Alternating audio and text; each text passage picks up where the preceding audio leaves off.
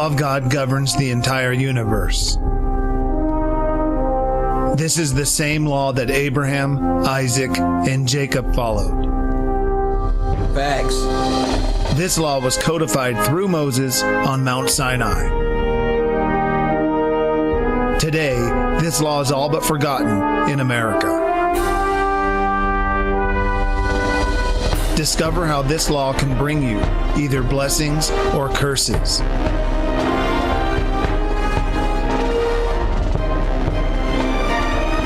Learn how this perfect law of liberty can be followed today. Verse 1. This perfect law of liberty and freedom. Verse 1. Trust me, I got y'all. Just pay attention. I know y'all see it. Don't worry about the illustration. We already know about time immemorial, but they trying, y'all. You give them some credit. They was trying. They trying. Let's go.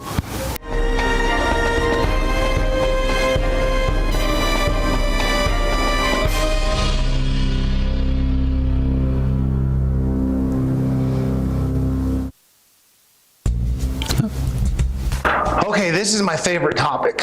Mine too. By a long shot. I love the Levitical priesthood. All right, here's a quick outline of where we're going to go. We're going to talk about government in the scripture. It's broken down into three categories. The overall category is government, then there's court policies, and there's judges. God set down some... Hold on. Is this not the best subject?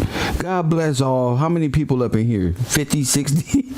Nobody want to learn about this, but I'm telling you, this is like the best shit ever for somebody like me. Standards for, how we deal with court and how we deal with our judges, or how the judges deal with us, to be honest.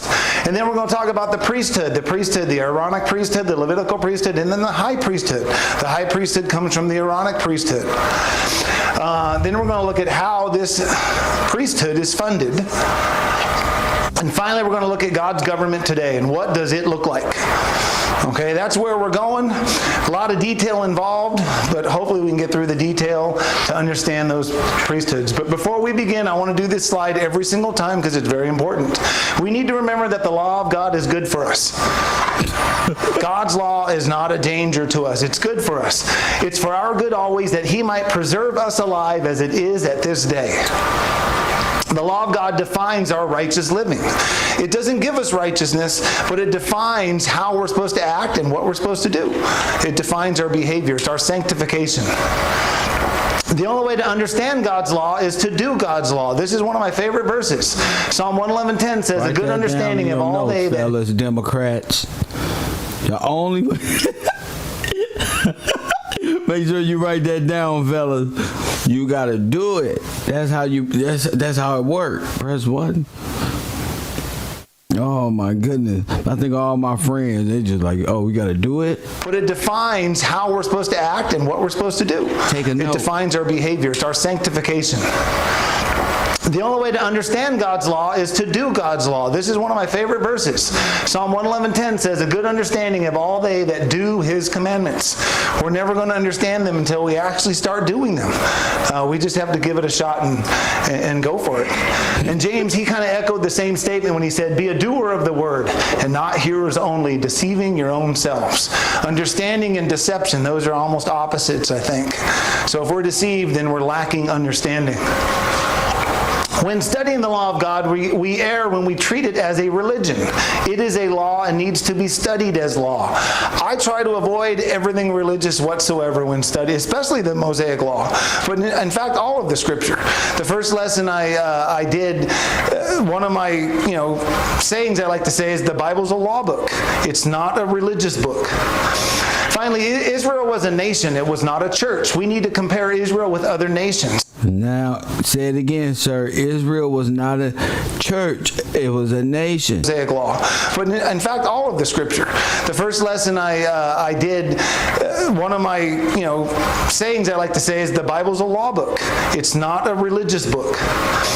Finally, Israel was a nation. It was not a church. We need to compare Israel with other nations. The law of God is a national law. So instead of comparing Israel to the church, we're going to compare it to America and see how we're doing. And finally, the law of God is compared to a mirror and should be used to look back at yourself, not towards others. One thing I guarantee we will all see throughout this whole series are several commandments we're personally not doing. So it's not our job to take that mirror and point it at someone else. It's our job to look at ourselves and judge ourselves. That's our primary concern when studying the Mosaic Law. So let's make sure we have that attitude. There are some things in this presentation, well, not tonight so much, but next week I guarantee it. There are some things that are going to be a little bit offensive, and they're offensive to me because I'm not doing them either. But we're going to try and learn what God's intent is. And that's what the spirit of the law. The spirit of the law in modern law traces all the way back to the Mosaic Code.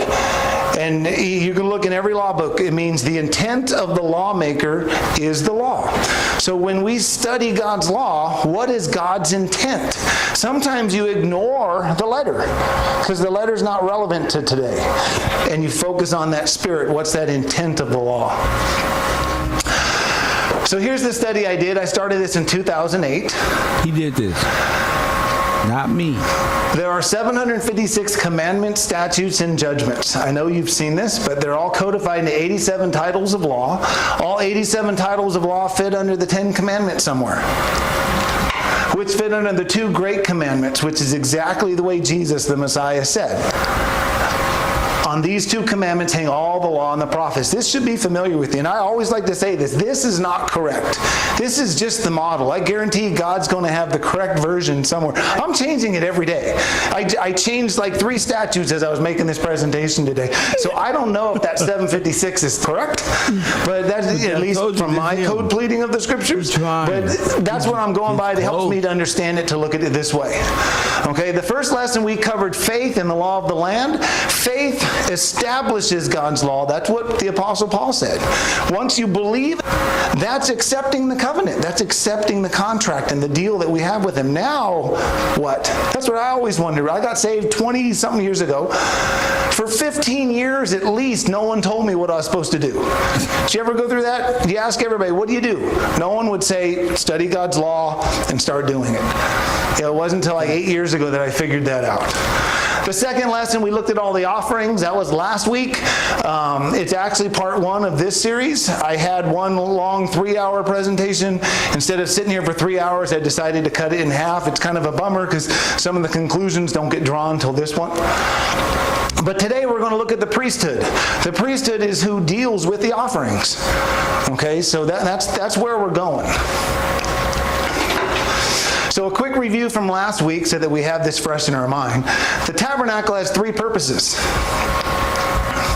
The first purpose is that of a hospital. The sick were brought to the temple. Why? Not like this. Not like this.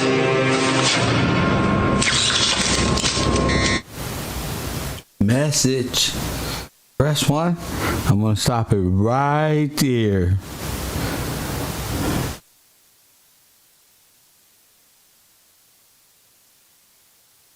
Make sure you write that down. Make sure you... My scholars, I'm talking to my class, the ones who excel. Make sure you write that down. Make sure you write that down. Because it was the job of the priest to pronounce him clean or unclean. All through the scripture, you see the priest, your job is to diagnose disease. The first purpose is that of a hospital. The sick were brought... Let me turn this around, because I had no idea where the hospital was going to get us back then. Press what? I had no idea we were talking asylums, the sick brought into the temple. The temple will be the hospital. The hospital was part of the temple. I told you the hospital represents the healing process. Who's the healer? Who's the brazen serpent? Well, that's the Christ. And all you had to do was look at the serpent on the pole that Moses raised up. Press 1. So you're in exactly the same thing they were in. You just don't have the right perception on what you're looking at. You just see hospital. You don't know hospice. You don't know laundry. You don't know asylum. You don't know none of these words. You think laundry is somewhere you wash clothes. You get me? So it's important that we maintain what they say in the 1828 English grammar. To the temple. Why? Because it was the job of the priest to pronounce him clean or unclean. All through the scripture, you see. So in the hospital, you see what was going on in the asylum by law. They were determining who was clean and who is not clean. You got me? You got me? So after taking over the law, they deemed you what? Not clean. And where did you go? The priest, your job is to diagnose disease.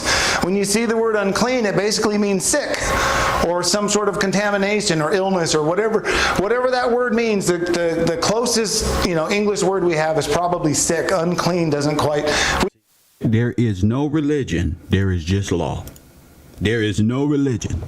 There is just law. There is no religion. Their religion is your law. And you have to come out of the allegorical and the dead mindset that we've been placed in, the wonderland of religion, when it's law and historical events happening. We see that too religious now. It probably was good. So think of it this way. Well, we'll get to that. We'll get to that later. 500 years ago, but it doesn't seem to fit today. The second reason was for food regulation. The peace offering, it clearly says the whole reason for this is that we eat neither fat nor blood. It's food regulation. We do this offering today with our butchers. We have a judicial system that regulates our butchers, and they actually follow this offering pretty darn close. If you read the New Testament, that's where Paul mentioned the meat that was offered to idols in the shambles, in the meat markets. What went through the temple, the idols went to the meat markets to be sold to the people. And, back in the tabernacle days, sure, they probably didn't do that originally, but God's intent was Israel was going to grow. And that's the way we do it, and that's the way it works. The problem in America, we're supposed to trim off the fat, and we don't trim off enough. I think the law allows 30% fat. That's kind of high. I know when my wife and I buy meat, we always try to get 90% lean and try to find something that says grass-fed or, something that doesn't have all the hormones and stuff like that. The other one was the meal offering, and this one's not as clear, but if you study what it is, we do something very similar today. We actually use salt, not honey, but sugar, sweetener, no leaven, to test the wheat to see if it's proper. And we were just talking about it. I was thrilled to find the U.S. documentation that tells us, doesn't call it a meat offering, but it's how you regulate wheat in America, and it's almost exactly like the meat offering, in a modern way. And then finally, the third reason was a judicial system. We didn't finish this one, but the judicial system was the tabernacle. The sin offering was for sins of ignorance. This is what you'd call a fine. So when you broke the law, you were found guilty, now you're fined. That's what the sin offering was for. The trespass offering was the same thing. It was for sins of ignorance. But it had with. So when you did wrong, you paid the tithes. You see, the federal system wants you to pay ball. Play ball. You pay bail. Don't you? To get out. No. That was a sin offering. That was your transgression. Now niggas say, I ain't do it. They pay the sin offering and run off, and then go to their mama house and hide out, and then they get caught, and then say, Mama. Judgment is on its way. It's just a part. You either blessed or you cursed. This is what the cursed situation look like. This is what the blessed situation look like if you live righteously under God's law, which is protection of death, sin, which you signed up for. So when you trespass, that's violation. Do you get what I'm saying? These are law. Not running across the street with cars and stuff. No, I mean really trespassing. Establishing laws beyond your border. You ain't even supposed to be over there. Trespassing. That's why the Catholic Church changed the Word of God, the Lord's Prayer, from forgive those who trespass against you.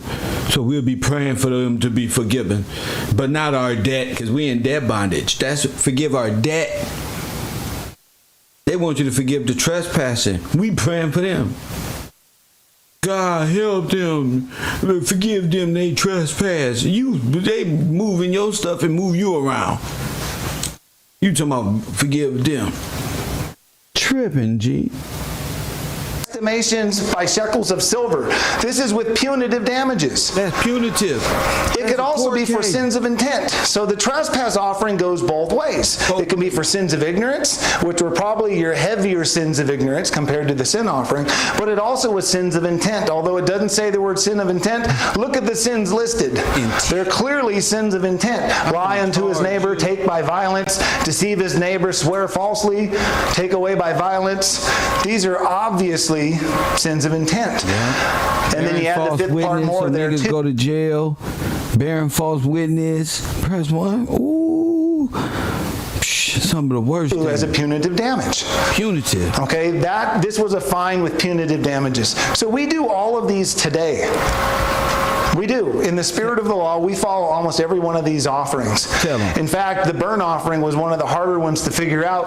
But if you recognize that the burnt offering was cut into pieces, it was the only one cut into pieces. This was a custom used in making and confirming covenants. A calf or some other creature were cut in pieces and the parts laid in order, and the covenantees passed between these parts, signifying thereby that if they did not fulfill the engagements that they entered into, they imprecated to be cut to pieces as that creature was.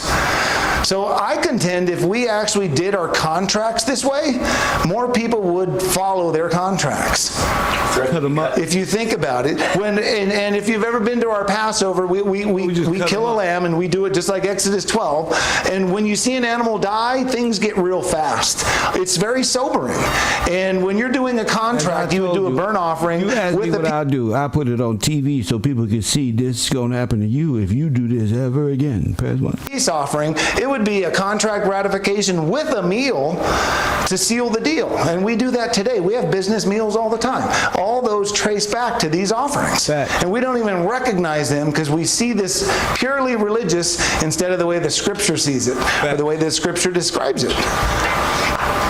So that was for contract ratification. We might call it notarization today. There's a lot of ways we would put it. I wish we were doing it more like this. If you think about it, you'd cut a covenant. When the Bible says make a covenant, that word make means cut. You cut a covenant, you cut a contract, you cut a deal, you would cut your hand and do a blood handshake. All those come from the burnt offering. Not the Illuminati. Government has 9 statutes, at least 9 that I found. You shall appoint judges and officers in all your cities. All right, that's the first statute. We kind of do that. I don't know if you noticed that, but we have several cities in America, and we have judges and officers throughout the land. The judicial system is to run the nation. We partly do that. We have 3 branches of government. One of them is God ordained, the other one's acceptable, and the other one's completely something God said not to do. We're going to get to that a little later. But the judicial system is supposed to run the government. Moses had them make rulers of thousands, rulers of hundreds, rulers of 50s, and rulers of 10s, and let them judge the people at all seasons. So they govern the people. The lower courts deal with small matters. That's the way Jethro set it up with Moses. He said, but every small matter they will judge. But the higher courts deal with large matters. And every great matter they shall bring unto Moses. Okay, when you start to recognize this, we have the Levitical priesthood, the lower courts, and the Aaronic priesthood, the higher courts. Right here. That's basically what we have, and we do it today. That old squiggly little man walking around. You shall not curse or speak evil of your rulers. We would basically call that contempt of court today. We're not allowed to curse. Try it. Go to court someday and curse out the judge and see how it works out. It's not going to work out very well, but we do that one. Facts. You shall respect and listen to your rulers. We're supposed to follow that. That doesn't mean we always do that, but we're supposed to be praying for our rulers. The New Testament even confirms that. And these last three I'm not going to show you till I identify some terms, because they're very offensive when you just read it as is in the English. But we need to know what the congregation of Israel is versus the congregation of the Lord. They're two different terms. The congregation of Israel is mentioned a bunch of times in the Old Testament. The congregation of the Lord is just a few times. The congregation of Israel basically represents all of Israel. If you look at it, who journeyed to the wilderness of sin? Well, the congregation of the children of Israel, but we know that was all of Israel. Who was at Mount Sinai? The Bible says the congregation of the children of Israel. But we know all of Israel was there. So that's what this term means.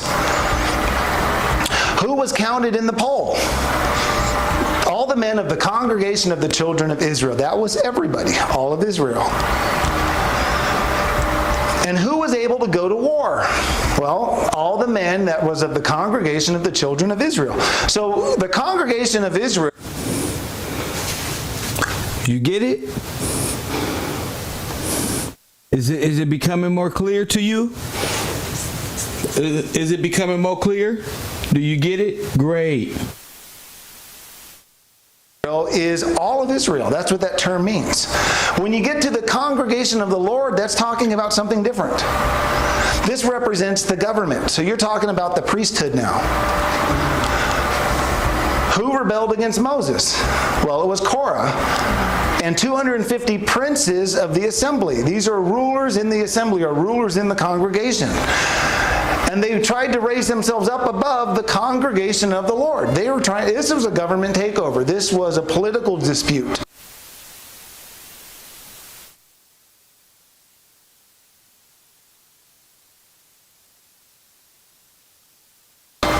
So when you see the congregation of the Lord, we're talking about the government or the rulers of the congregation.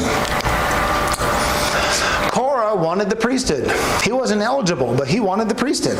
He wanted Moses' spot. He wanted to be elevated in his status instead of where God placed him.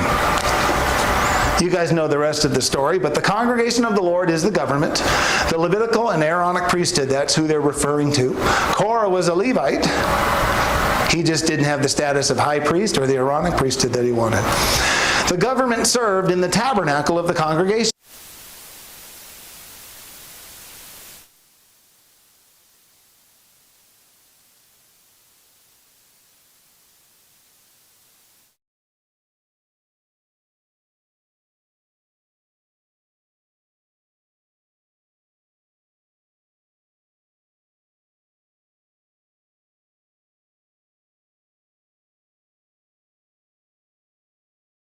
Sorry guys, look, what I want y'all to know, look, I got it, cool. He said the Levitical and the Aaronic, correct? He said the Levitical and the Aaronic, but I want you to know that's Aaron's.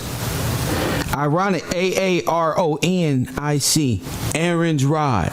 That's what we were discussing. Was that yesterday already? So, Levitical, Aaron's rod is a part of Levitical. He was a part of the Levitical, but now a part of that. So he didn't qualify, and he wanted that position. So this tabernacle of the congregation is a judicial system. It's the courtroom. That's what they're doing. So let's look at these last three statutes. You shall not let a eunuch hold office in the congregation of the Lord. Many times we say God was prejudiced against eunuchs. Okay? And I love the King James because it makes it easier to say, but he that is wounded in the stone shall not enter into the congregation of the Lord. Okay? It makes it easier to talk about something that's kind of difficult. I think so. They squabble it out. You shall not let a mongrel hold office. They battle that out. The King James translated as a bastard, and I'm sorry for using some of these terms, but that's a mixed race person. But don't worry, it's not as bad as you think. It's easier to stay. The government served in the tabernacle of the congregation. So this tabernacle of the congregation is a judicial system. It's the courtroom. That's what they're doing. So let's look at these last 3 statutes. You shall not let a eunuch hold office in the congregation of the Lord. Many times we say God was prejudiced against eunuchs. Okay?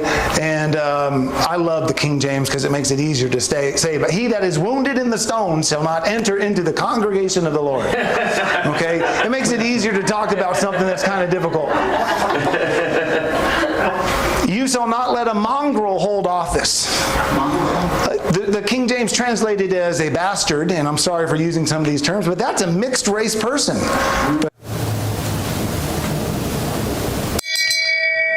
Shame. Shame. Shame.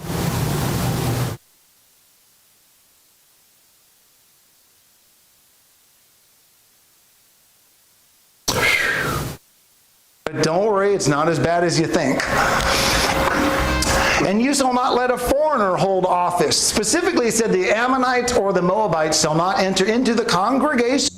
That's why the Ammonites, the Americans, and the what the other one sound like Arab. I don't care what it say.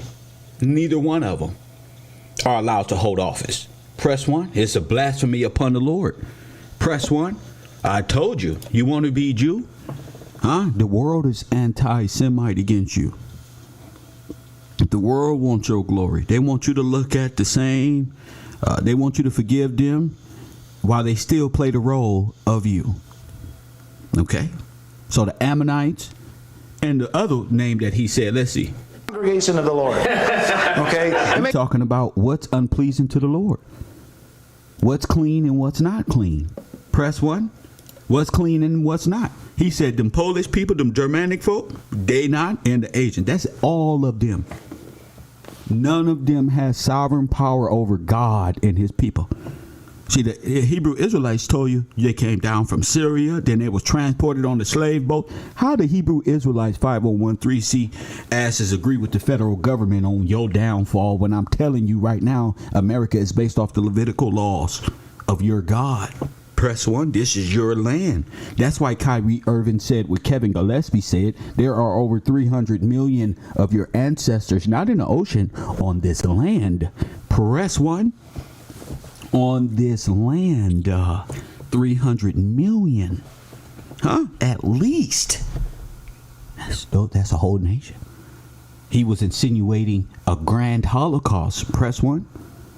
And to wear it as a badge of honor. I'm telling you, our information here is going beyond. It overrid Kyrie Irving's Indian heritage. Do you hear me? Huh? I said the information they peeping game, family.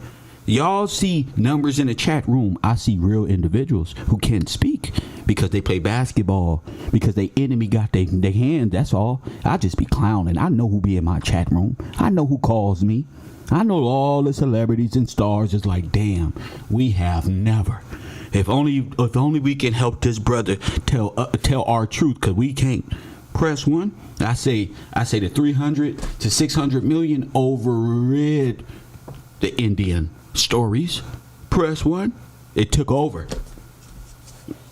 You are the real Hebrew. You are the real Jew. But it's how you are. It's one thing to stand on a corner and say it. Huh? But to activate and know and walk in that light, that's different. That's different life, brothers. I'm trying to tell you. You ain't been made holy yet. I say when you master up and get 300,000 of those Hebrew Israelites in truth, and then you walk down there and you plead, with God in the Supreme Court. That's his court. Family. That's why George Washington sit right there.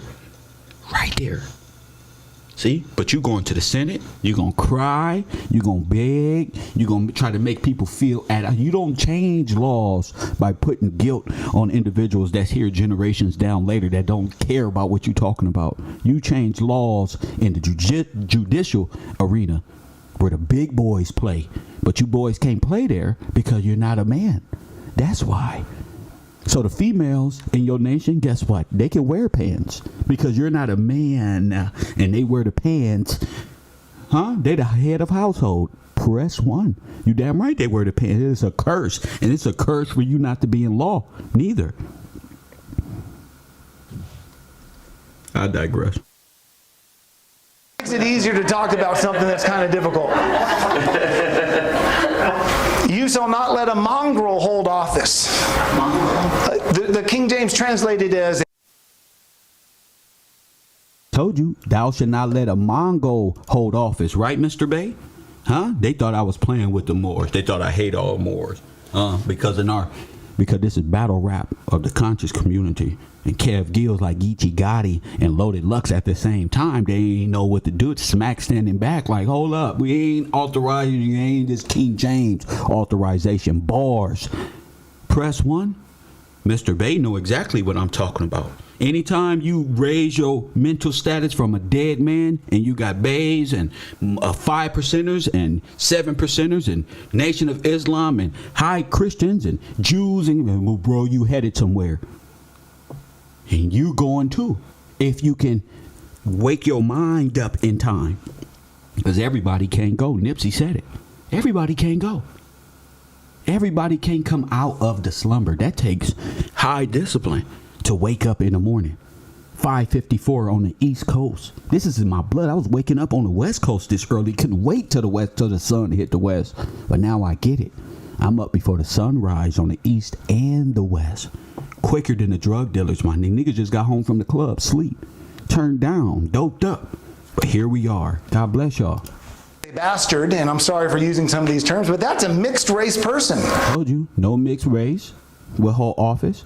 No Mongol, which is mixed race. No Eurasian. No black man is God from Asia. No Turk. Nothing is right here in Levitical law. I told you, it's all biblical. The only people the Bible didn't say couldn't hold office was you. Press 1 is you. You owe it to God. You're going to die here. That's facts. You just gonna die dead, or you gonna die to everlasting life? You gonna die dead? I wonder if heaven got a ghetto. It does. Full of blacks, full of American holy men who lost their way. Family. Facts. Nobody can stop this awake. You can stop me. I wake up like this. You gotta do some dramatic John F. Kennedy shit to me. But then you know it comes with that. You know who wakes up then. You know who receives the light then. Now, I'm standing in the middle of every damn thing. Press 1. I am the G in your Freemasonic lodge. That's me. That's my bloodline. We the big dog. We the fallen ones, G. We the builders of civilizations. I never worked for nobody, ever. I never did. When I worked for them, guess what? We got over on them, took them for 30, 40,000. We took our charges firsthand. Did you do this? Yeah, firsthand. Non-criminal. Didn't hurt nobody. Was after hours. Yeah, 30,000 in my pocket. We blew that in Vegas on somebody's birthday and came back and took a slap on the wrist charge. You hear me? Only to wake up 7 years later and say, sir, we have no jurisdiction over you. And I admitted the crime. Press 1. Press 1. God is good to me. He's good to me because I hold myself accountable. There's not a court record in America that Kevin Gillespie didn't walk in with his head high and say, yes, it's me. Guilty by reason of insanity. I'm broke, D. These people stole, took 5,000-6,000 of my money for a fucking internet gigabyte card. That's 5,000. I'm running a whole store. Now, give me all these iPhones. I'm gonna sell them to my Asian connections. I'm gonna get my 5,000 plus more. Press 1. See, but not everybody able to hold themselves accountable and voice their stance in law. I was robbed. That's why I got them. I was robbed by them, so I took it with interest. And come on, I'm going to the back with the lions and bears and wolves that gangbang. While these niggas on the internet talking about Kev, a bitch ass nigga. That ain't what I get from Kev. Press 1. I digress. Back to the law.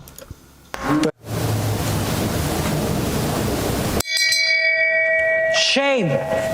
Shame. Shame.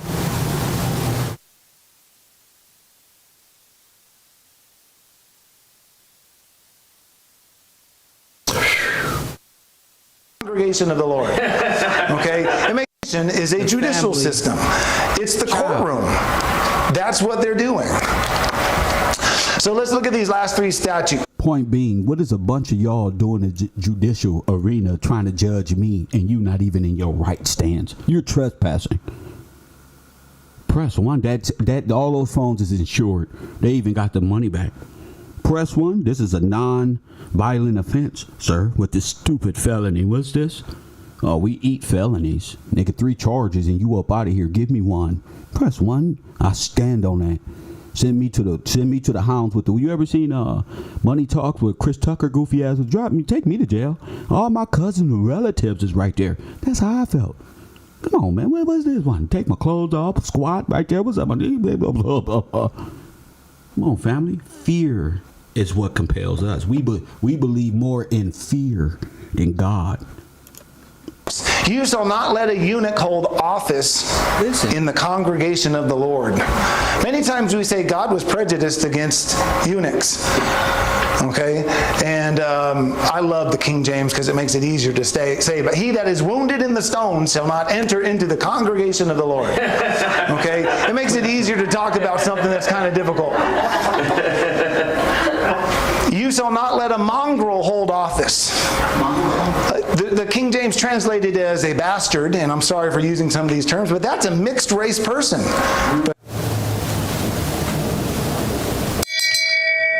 Shame. Shame. Shame.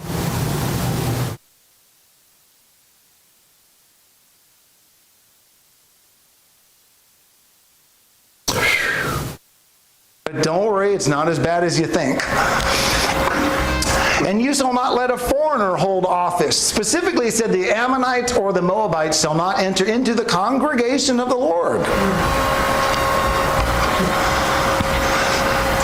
So those 3 are a little offensive to some people, right? So why these 3 statutes? Well, eunuchs can't be in the congregation of the Lord. Perhaps low to... Press 1. What? What? Listen, I already told you everybody is a foreigner except who?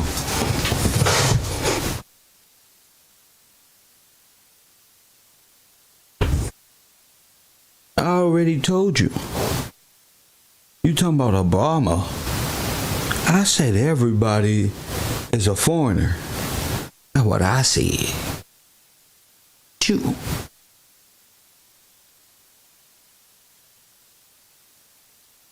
Why you think they was against them giving any money to the French? The who? I'm not surprised. I'm not giving them no money to no bastard children. Sound familiar? We was reading that with the Aaron's Rod, George Gillespie breakdown just yesterday. I told you I got something special for you. I told you.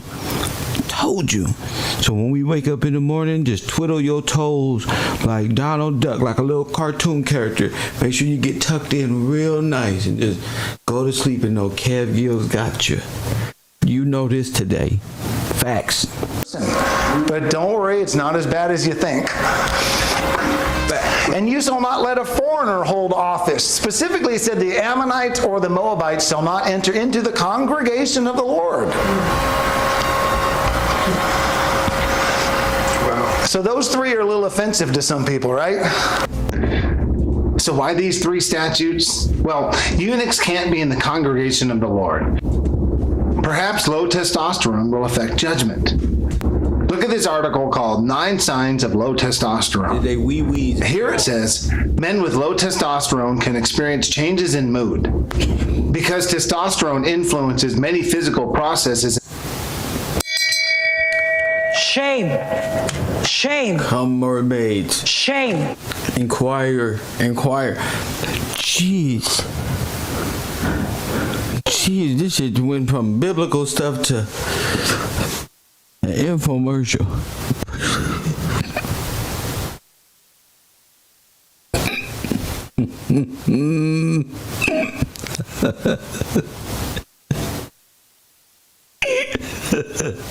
My bad.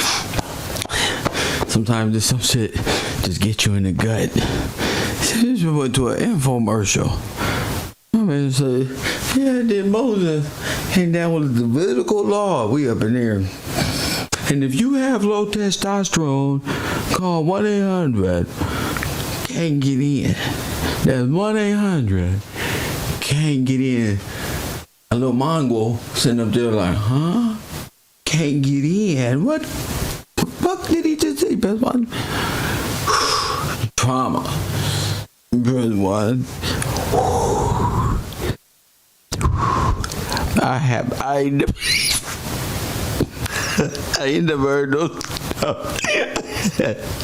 I'm sorry, y'all. I'm thinking of what my grandma would say if I showed her the Leviticus law.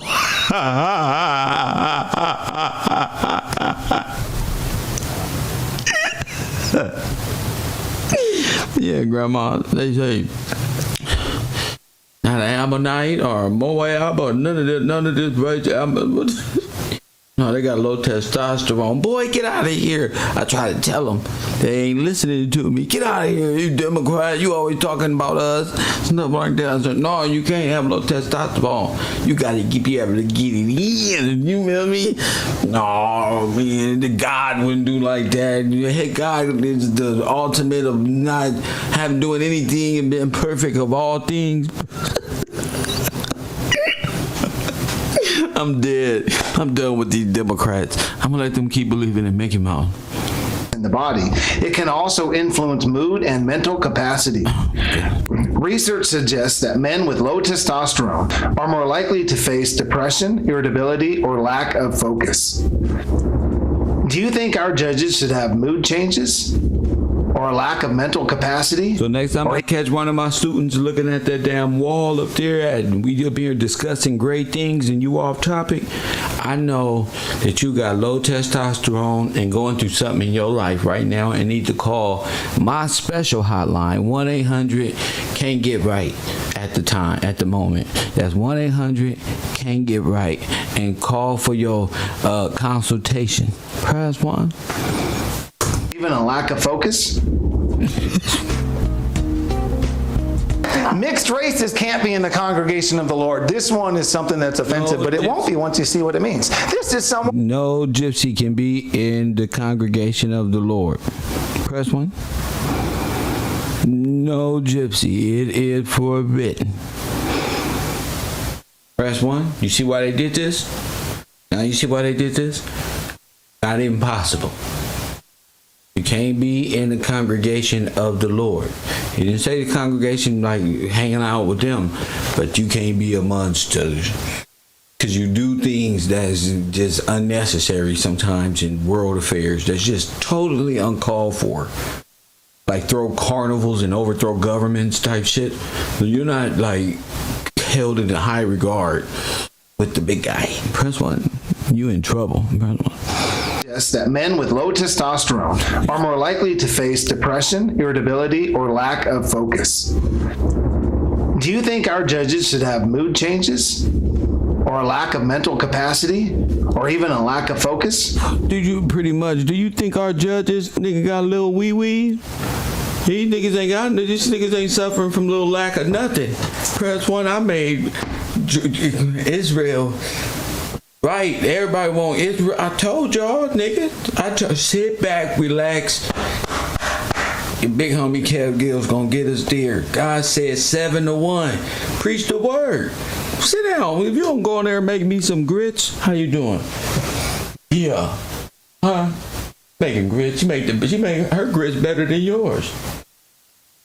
Oh, my bad. I'm tripping. I'm just saying though, ain't nobody, bro, what y'all tripping for? That's a diss. That's bars. No, bro. Listen, bars. Hey, listen, Chinaman, come here. Listen, bars. I don't even, shh.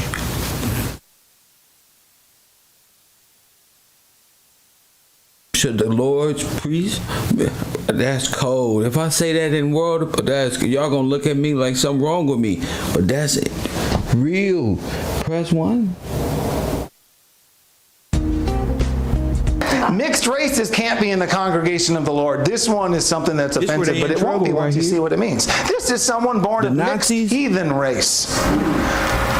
Foreigners were always allowed in Israel, but had to keep God's law. Remember the Passover statutes? When a stranger shall sojourn with you. All are welcome. Press 1.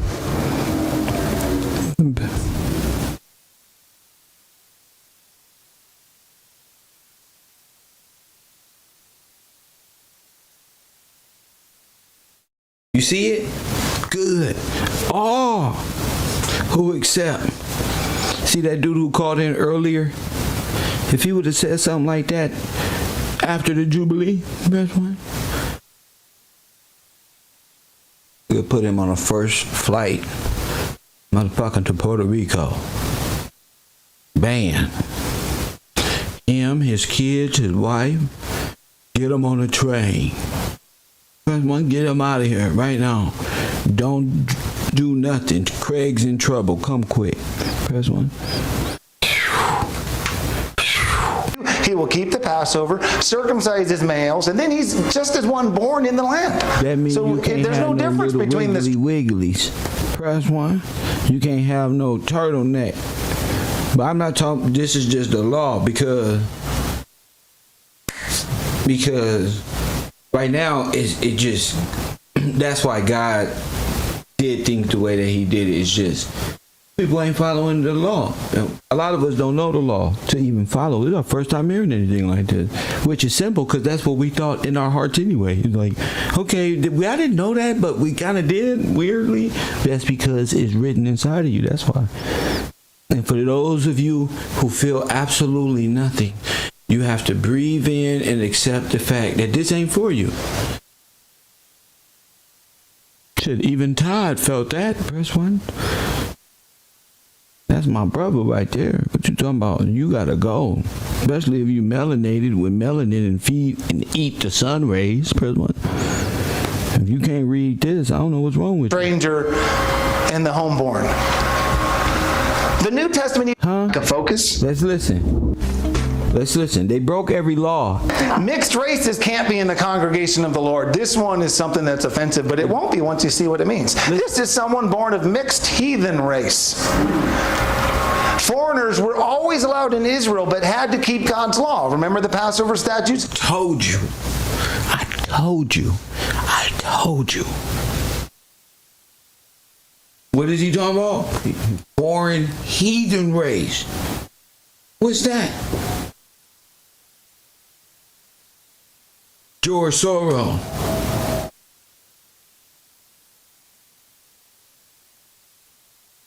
That's what it is. Press 1. When a stranger shall sojourn with you, he will keep the Passover, circumcise his males, and then he's just as one born in the land. So there's no difference between the stranger and the homeborn. The New Testament even confirms we are not to be unequally yoked. We're not to be with someone who's an unbeliever, right? This comes from this statute. Solomon learned this the hard way. Remember, he had many strange women for wives. And God warned him, for they will surely turn your heart away after other gods. And what happened? That's exactly what happened. His wives turned away his heart after other gods, and Solomon did evil in the sight of the Lord. He was over there like young Pharaoh, words, like ritual. Bitch, we pop bottles like cherry codes. Press 1, ritual. Press 1. What's that girl who went over there?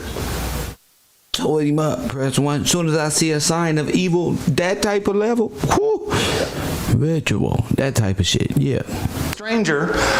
There's 3 different Hebrew words translated stranger or foreigner. The first one is a guest. That's not the one that it's using here. That's the one that it's saying the stranger shall be just like the homeborn. Every time, the stranger is just like the homeborn. Because there's someone that accepted God's law and grafted into Israel willingly. Big difference. There's 2 other words. Zer, it means to be profane. I'm highlighting the words. This is a stranger that does not accept God and His laws. It's a stranger that is not grafted into Israel. Someone that's just sojourning amongst you. And then the last one is nekar, which is heathendom. Okay, this is a foreigner who completely rejects God's law. That is the word that is referred to here. Okay? But when King Solomon loved many strange, he's talking about many heathen wives. So when we look like foreign women. Look at your neighbor and say, Not like this. Not like this. he fell for Kim Kardashian.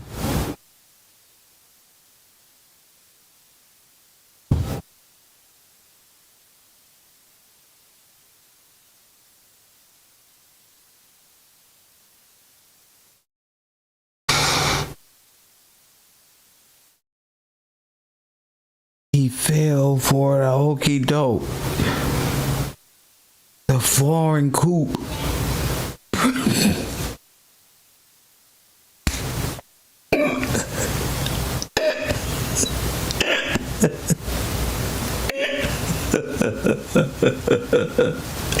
Oh my God.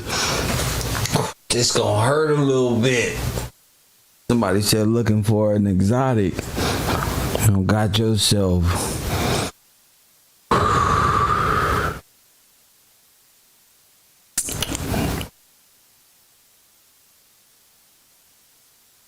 Y'all don't know how I feel reading this, knowing this in my life though. Look at those statutes, understand, it is not saying that a stranger can't come into Israel. Strangers are always welcome, and I do believe after enough time that, as we'll see later, there's a certain amount of generations till they can run for office. But we do allow strangers in Israel, and God's always allowed that, but He does not allow heathens to run for office in Israel. 11th generation. Yeah, That's 10 kind of like generations. the way you have to be born in the United States to become president. That white man, look at my face, y'all. That white man said that's like how you got to be American born to become president. There you go. Now, this is what I be trying to get my brothers and sisters to wake up to. That's base level. That's the simple man that you be talking about is racist with the flannel jacket, driving the truck with a cup of coffee thermos in his hand, heading out of AM/PM. That one right there. That's kind of like, yes. Yeah, it not only is it like, that's law.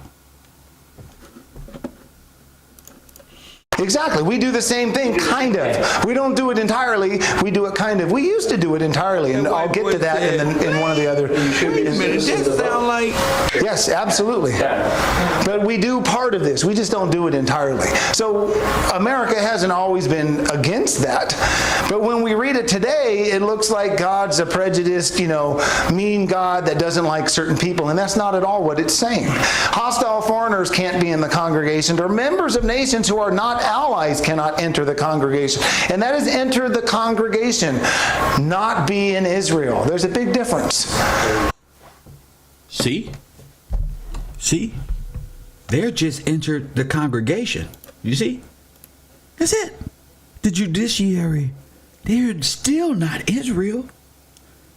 So all of the Russians and Germans and Polish people who conquered you thought that they would be Israel when they're not. They really are carrying a persona. We are Israel. No. You are a converted. You're not Israel.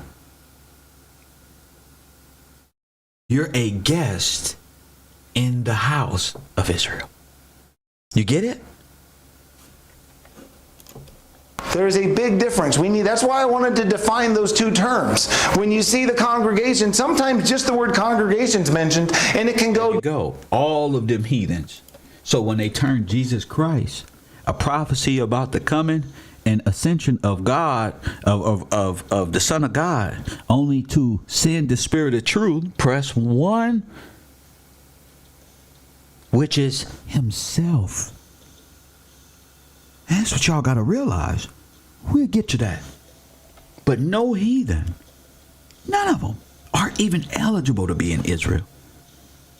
They're a part, they stole the judiciary and by law brought all of these people into Israel. And then they developed the state of Israel in a foreign land while being on your land by way of the United Nations.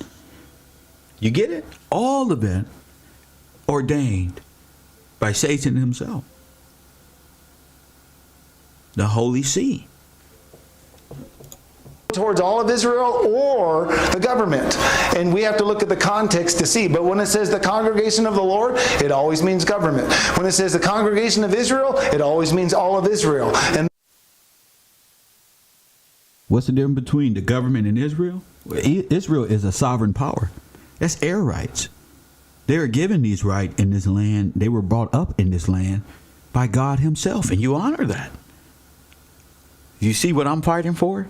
You pledged this, and you've eaten more than anybody on the planet. All heathen nations are illegally calling themselves you.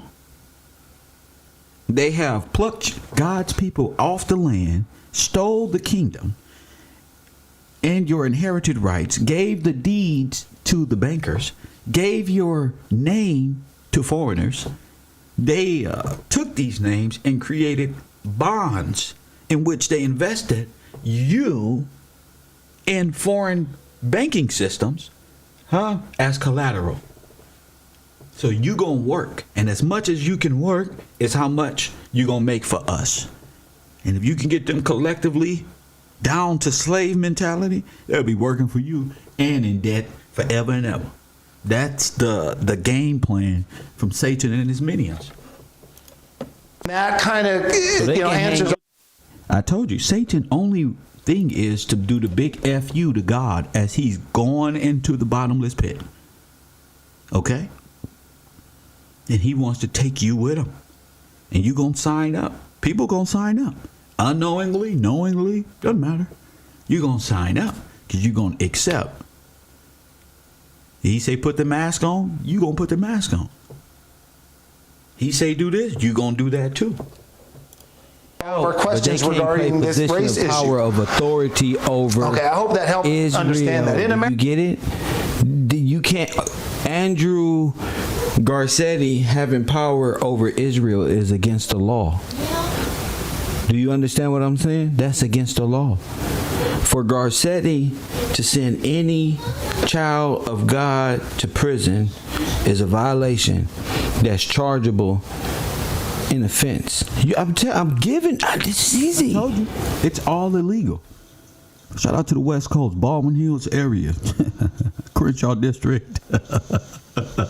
I'm giving y'all the truth. So when you roll one with your little side chick and you see this man and walking around LA, driving around in the back of an Uber, flying in an airplane or a helicopter, just know. That's big cousin Kev, right? That's y'all favorite cousin Kev right there. Told y'all. Kev got us. The police department, sheriff that's over them, they know it's illegal. They knew it was illegal because when it first started, they was contracting people out to the Red Cross, to the Red Cross. Press one. It's illegal. They should write their names on a piece of paper and send them to me, King Gillespie. Press one. Don't you agree? So I can sort this matter out. Where's Sonnet at? I need a janitor. Press one.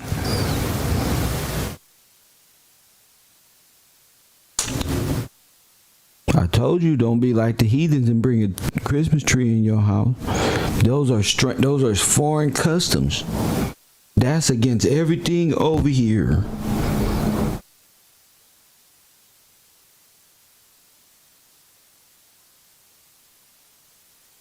Y'all not following God's law. It's Jubilee. It's time for law to be restored. There's a law called the law of redemption. And that's why the queen is dying, and all her troops, and all the little fucking funny looking men can't put fucking Humpty Dumpty back to motherfucking together again. Press one.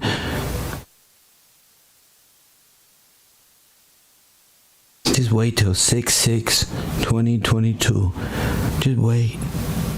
Just wait. Just wait. I know it. One of you motherfuckers. First, I know something big was about to make an example. One of you motherfuckers better be made an example out of. Press one. Press what? I can't believe this. If this ain't, this is brilliant. I'm gonna tell y'all this. This is months ago. This is before the Queen died. Press one. This is before Queen been alive 300 damn years. Press one. I said, one of y'all finna be made an example of. Which one it is? I don't know. And nor do I give a damn. Press one. You hear me, Jamil? Yeah, it's real, bruh. See, they getting confused, Jamil. See, they getting caught in the jokes and the laugh. They want to laugh and smoke with me. They don't really understand. They don't understand. What time is it? Let me see how many people. I'm going to give y'all a secret today. Let me see what time it is. Let me see. It's 5:24. The West Coast ain't up yet. I'm going to give y'all a secret. I knew all this years ago. The jokes, the smiles, the joke, the laughter, the change, the earrings, the clothes. That's for y'all to be appealed to so I can present the truth. Jamil knows that. I use all of the attributes a rapper will use to get you. Right here. Press one. Oh, yeah, I shine, I smile. You see that dimple? That's for the ladies. Oh, that nigga smart. That's for the single ladies out there. That nigga smart. He hood. He bringing this shit by, and he fearless. Oh, my God. I know what the women like. Press one. And he got star quality. And he older. Get the fuck out of here. Press one. Get the fuck out of here. All the thug niggas, yeah, just talk to them about jail. You know, because the nigga know that. Democratic lifestyle shit. Press one. See, all of that is to bring them to the truth. And I've been working my little, what they say in the magic world, I've been working on my craft. Press one. I've been saying how I'm gonna do hip hop, knowledge, wisdom, all of it in one place and bring it all. So Cairo University is what it is, what I came up with, a school. Because the YouTube street, I created that. Press one. Y'all know I created the YouTube street and everybody on here. Everybody who was a part of Cav Row don't became YouTubers and ate off the YouTube street. Look at them. All former trolls of the row. Coffee and Kush. Fraud department. Oh, you got to do that. Kev Gills gave them that. Like Chief Keef say, I gave you GBE to eat off of, family. And that's how you do me. I gave Hassan Campbell that to eat off of. And that's how you do me. And you see, that's why the niggas know in their heart I'm not to be fucked with. Cause I'm the most blackballed individual and taken from. And then Jabil, check this out, OG. I raised the bar on them. I said, y'all have that. I got something else on my mind. I'm gonna raise their consciousness up to this. And I asked the people to jump with me. That meant to trust me in what I'm about to deliver and to walk with me. And don't call me weird. Don't call me a conspiracy theory. Don't call it nothing. I don't want to deal with the rap. Niggas was calling me a snitch for the Nipsey Hussle shit. Okay, and now what they doing? They telling on everybody. So they tried to use me as a cover for what they got in store. I flipped on them. Tupac style, thug life, outlaw shit. You feel me? I said, okay, so I played the game from the background. I can tear all these characters down. I can zero in on Milk 7-4, Whack 100. I can zero in again that DJ Academics. I can zero, but am I? No. That's for Coffee and Kush late night with the roll with lights and karaoke type shit coming. You know what I'm saying? I just wanted to solidify this thought process right here, so you would know. Kev is a whole year and a half, 2 years of just work towards one thing. Sarnetta said that made sense. He said, you ain't got no work, Kev. All you do is get up on the internet. Who you gonna debate? Who you gonna? That was like, what? I'm not smart. You think this is a show? I'm gonna show you some macho shit. In fact, since y'all want to play, I'm gonna show y'all the most macho, manly shit you ever seen before. It ain't got nothing to do with muscle, t-shirts, nothing. I'm gonna show you how to do this shit. And it just so happened that my way is a destruction of theirs. Shout out to y'all who support the broadcast. That means waking up with me early to get this truth out. She had almost had they can't. Where the queen go? What happened? She was about to eat Thanksgiving. Yep. We'll be talking about that first thing in the morning in homeroom. Make sure you sign up to the best professor of all time. We not even in the movie yet. We 20 minutes in, and it already proved the point that I've been making this whole time. Without me showing y'all the way that I've been showing y'all, you wouldn't be able to understand this. Patreon.com/Kev Gills TV, so you can start this semester off right. Just so you can start this. Everybody's at an equal level now. Look, everybody who thought they graduated last year, like, the fuck I got this Kev degree for if they motherfuckers went on another level. You gotta enroll again. That's one. You gotta enroll again. See? You even got trolls over here like, damn, we all on the same level again. What's the point of trolling? I'm smart. If you right here, right now, and you learning this right now, you are now smart. You smart like me. I diagnosed y'all ass and y'all didn't even know it. A motherfucker blessing y'all and removing your old thought process. And you didn't even know it. Jeez Louise, man. I'm good. You gotta give it to me. I fucking took all that and fine. Y'all all smart right now, G. And now look, from that point to this point, we know about the Red Cross. We are now smarter than at that point we were 5, 6, 7, 8 months ago. And that's how it works. That's how it is to be rocking with a nigga who's constantly evolving, constantly growing. You gotta learn to shift with that. Grow, and grow some more. Not quite. Almost. Mini me. Brother, you almost there. You're going to have a bunch of y'all teaching on the roll. It's going to look like Sonetta. It's going to look like Sonetta 10 years ago. Kev Gills. What are you going to say? God damn it. Get off the screen right now. Press 1. This is boring. Press 1's going to be live over here. Destroying all opposition, but still having a great time.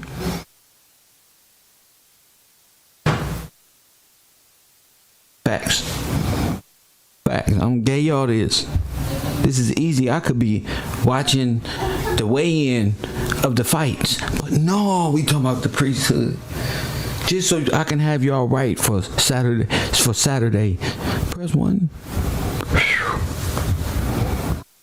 Though, we used to follow this. Look at section 5 and 14 of Article 7 of the Constitution of Mississippi. It says, no person who denies the being of a God or a future state of rewards and punishment shall hold any office in the civil department of this state. You will die in law. Press 1. You're going to die, white man. Oh, yes. Oh, let me tell you something. Everybody wants to be black, but nobody wants to be black, right? Oh, you're going to be black. That's for sure. You're going to die civilly. You get it? All of them. In America, do you know what it's like to be black? It's to be dead in law. A lot of people can't even envision a world where they are the white people. That's crazy. That's the coming of the Lord. That's the coming of the Lord, champion. Religion, morality, and knowledge being necessary Judgment. to good government. We used to follow this statute. Look at this one. Article 22 of the Constitution of Delaware. It requires all officers, besides an oath of allegiance, to make and subscribe the following declaration. I do profess faith in God the Father and... Hold up. See? I told you. This is what they meant, taking it out.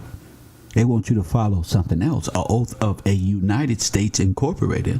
See, but when you go by the estate and the pure oath in which they will honor, you go back to any oath. Press 1. That's the problem. When I wake up this morning, I'm already woke. When I come live today, just be ready. I'm going to force them to fulfill their oaths. And you too. You too. That's the point. In Jesus Christ, his only Son, and in the Holy Ghost, one God, blessed forevermore. And I do acknowledge the Holy Scriptures of the Old and New Testament to be given by divine inspiration. America used to fully accept those 3 statutes. Now we look at it like it's a bad thing. Oh yeah, they're still there. We just choose not to follow them. But that's the problem with America. We have a good law as the foundation, but we keep adding to God's law, and we're moving ourselves away from it. So just... Did you hear what he said? You smart right now. Everybody get on the patreon.com/KevGillsTV. You in the class. Damn it. You in the class. We can talk. You feel me? I ain't even gotta get mad no more. To all y'all that's in here, I don't even gotta get mad no more. Now you understand. I just wanted to clarify those 3. My intent through this is to go over the ones that are clear, we're going fast, but the ones that are not very clear, I'd like to spend some time on. So there are 3 branches of government. God's law. Remember I told you all about the amendments going on to the real contract, the Constitution. What's the Constitution? A contract with who? Indians? No. God's royal army. I mean, geez, his royal army, family. His royal army, family. Let me stop. The royal army, family. Are you insane? Are you insane? Look at my face. Now that we know you are insane, now that we know we are insane, I see why. Look at my face. Bruh, you ever come in the house and your daddy looking at you like this, just know you in trouble. If you come home one day and your dad is looking at you like this right here, oh, there is hell to pay. Literally. I just want you to know that everything I said is correct. Are you insane? And then you say, yes. We're innocent by reason of goddamn insanity. Press 1. But yes, we are, sir. We are insane. This is crazy. But the King of Kings. That's why God sent his only begotten Son. See, don't worry about me. I'm doing me. Y'all just tripping. Shout out Savage Sheen from Chicago. Yeah, I'm doing me. Baby, y'all just tripping. I just want y'all to know also, I know all the music. All of it. From drill to R&B. First of all, I know all the music. Told you. Ain't no other YouTuber up here to this modern day or before say I told you so more than me. There will be another YouTuber that has told you I told you so more than me. Facts. Fully accept those 3 statutes.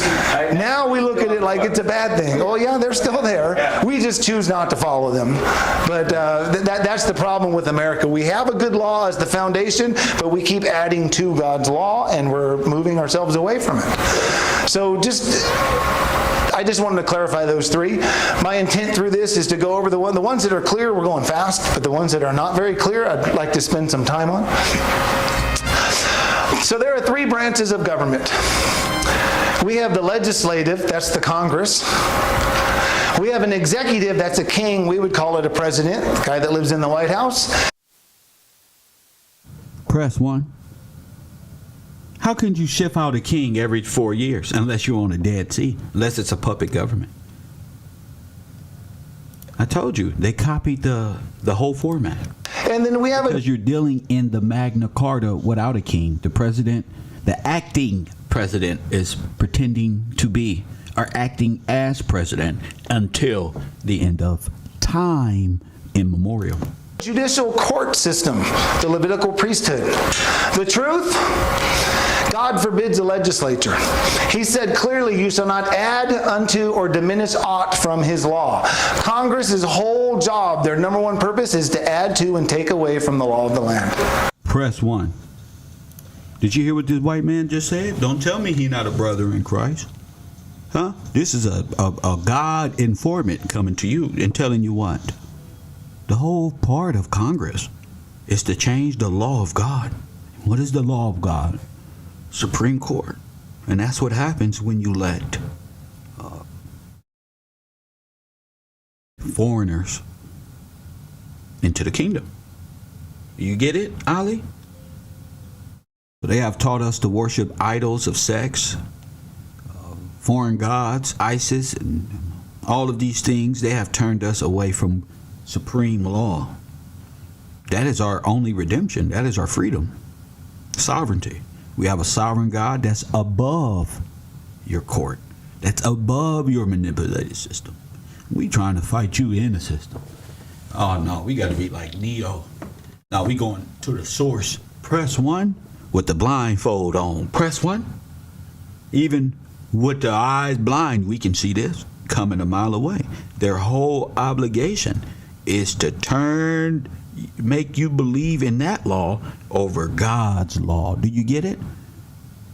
So all law is right here. All law submits to my God's law, to my Father's law. All gods. Every God on that you ever conceived in your brain, all of them submit when they come here. You know how all the nations go submit to St. Petersburg over there and kiss the ring? All of them. Okay? That's a reverse. That's in reverse. That's inverted. All of them will be the same. They will kiss the hand and bow that same fashion. Facts. That is the one purpose.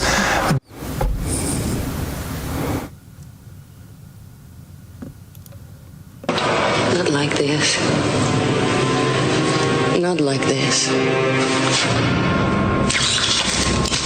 I'm gonna stop right there. My phone number is 424-209-9506. I'm gonna stop right there. Did you hear what he said? I said Satan's kingdom is almost a substitute for Christ's kingdom. An identical robbery. That's what it is. A cold deception if you ain't paying attention. Press 1. That's Satan's kingdom. I told you believe and you live in hell. I told you. Mickey Mouse is your king. You playing around. You thought I was playing. I'm not playing. I believe in God for real. You believe in Satan. Why you think I keep bulging at them? Go ahead, ask me if Jesus is Satan. Oh man, not really, man. I'm trying to find out if Cheerios is made by the same company as motherfucking Oreos. But what? Why are they running from me? Why? This is easy Floyd Mayweather right here. Press 1.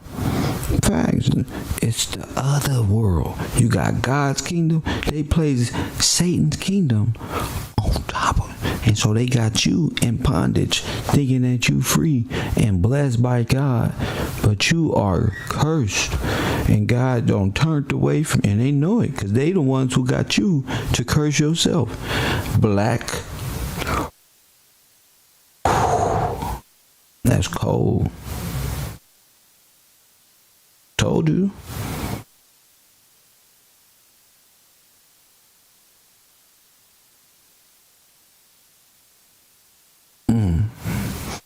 Just let that sink in. Accept it. Accept it. Press 1. That's where we screwed up in America. We should have never had a Congress. They're called lawmakers. That's the whole point of Congress, is to break this commandment. That's the king position. In fact, Black's Law Dictionary, it means due process of law. This is the law of the land. Due process of the law warranted by the Constitution, by the common law adopted by the Constitution. People forget that the common law is the law of the land here in America. And if you guys remember what the common law was, it's literally the Torah. The Ten Commandments. Those are the Ten King Commandments. George. That's the first 10 dooms of the common law. King James. Number 11 is Virginia the land Company. Sabbath, or the year of I just can't believe it. Now, peep game. We going into the Bill of Rights and all that. release. We forget that all that's part of American history. Number 12 is the manner of daughters, the bride price, and the dowry. And if you remember the first lesson we did, I scrolled all 48 dooms, and you could clearly see over and over and over and over again, every one was straight from the Scripture. And that's the law of the land in America today. And our problem is Congress. We're adding to and taking away from God's law. We turn that into religion. Oh, they got this word wrong in the Scripture. We have over 200 translations of the English Bible. There's a lot of words different. It's not about changing the Bible. It's more about the law that we follow and what a nation needs to be practicing. This white man don't ate So all up. a king and a president is okay, but only if God chooses. Hold up. Well said. You got to give him a well said. Well said. Are we in class today? Oh boy, we learning today. I'm proud of y'all for coming to school today. Y'all know something a little more, a lot more. I told you you're gonna be smart today. You're gonna be smart. The Ten Commandments. Those are the 10 Commandments. That's the first 10 dooms of the common law. Number 11 is the land Sabbath, or the year of release. We forget that all that's part of American history. Number 12 is the manner of daughters, the bride price, and the dowry. And if you remember the first lesson we did, I scrolled all 48 dooms, and you could clearly see over and over and over and over again, every one was straight from the Scripture. And that's the law of the land in America today. And our problem is Congress. We're adding to and taking away from God's law. We turn that into religion. Oh, they got this word wrong in the Scripture. We have over 200 translations of the English Bible. There's a lot of words different. It's not about changing the Bible. It's more about the law that we follow and what a nation needs to be practicing. He is the law. So a king and a president is okay, but only if God chooses. So I kind of think that the king was really an afterthought.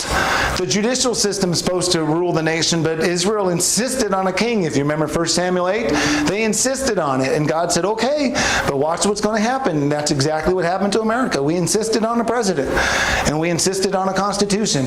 And the Constitution, which is what we love, is really the downfall of America, because there are open doors for adding to and taking away from God's law. He was saying, did he allow? You want a king or a president? I didn't think so. King is the servant of the bishop, and the bishop is the vicar of Christ. They are the law. You can't go against the word of God. Not at the Vatican, you can't. Press 1. Are you crazy? You get it? Do you get it? You can't do that. But why you think they had to separate church and state? Congress. They are in direct violation of God's law. That's Washington, D.C. They're not even a part of your law. You get it? How many of y'all understand it a lot better? Press 1. Because I got to make sure, it's my duty to make enough people understand that this is original information. This is new knowledge, new spectrum. And people think I be smoking my weed, but I don't lure their ass in. You see that? You see that? That's with hip-hop clothes. I like suits and ties. I'm not even comfortable in this shit. Press 1. I like suits and ties. Everybody who follow me know this shit. I said I gotta go down here and show these little bitch ass niggas that they can't hate on me. I'm gonna give them something to hate on. Press 1, then I'm gonna figure out who's smart enough to see I'm a lot different than the ones they was just watching. Gotcha. Bam. Press 1. Got him. To get you to this point. The best point right here. It's beautiful. For a pope in there. That's religion. I totally ignore religion. I don't think that's the. I think God's just ignoring that stuff. He's talking about nations, not religions. He's talking about nations. All the religious stuff is a distraction. The judicial system is God's government. It is here where justice is given, and if you. That's facts. I'm gonna tell you when I first experienced this, what made this real to me is when I was sitting in jail and I was talking to this brother, two-man cells, right? And first thing he asked me if I believe in God or the Bible. I was like, damn, this dude. It could have been a gangbanger, it could have been anything. This brother looking at me, I'm looking at him at the door. They about to pop these doors. Me and him looking eye to eye. Y'all know how this shit go. He probably want to know where I'm from. I'm probably like, how mentally stable is this being? The door pop. He said, you believe in God? Bruh, what an experience. When that door pop, you believe in God? Yeah. What God? This one right here. Come on. Bro, this whole cell was written in word. Press 1. The whole thing. He had the word of God everywhere. He had the word of God everywhere. I couldn't believe that. I said, damn. We sat up there and talked for hours. Could have been days. You know how time is. It could have been a day and a half. We sat up there and talked. And we going back and forth. But he was like, Kev, no matter what you did in the world, you're guilty. You guilty. And these officers right here, you see that star on them? Yeah, that's the Star of David. They work for God. I said, damn, this dude. He said, so don't look at them no kind of way.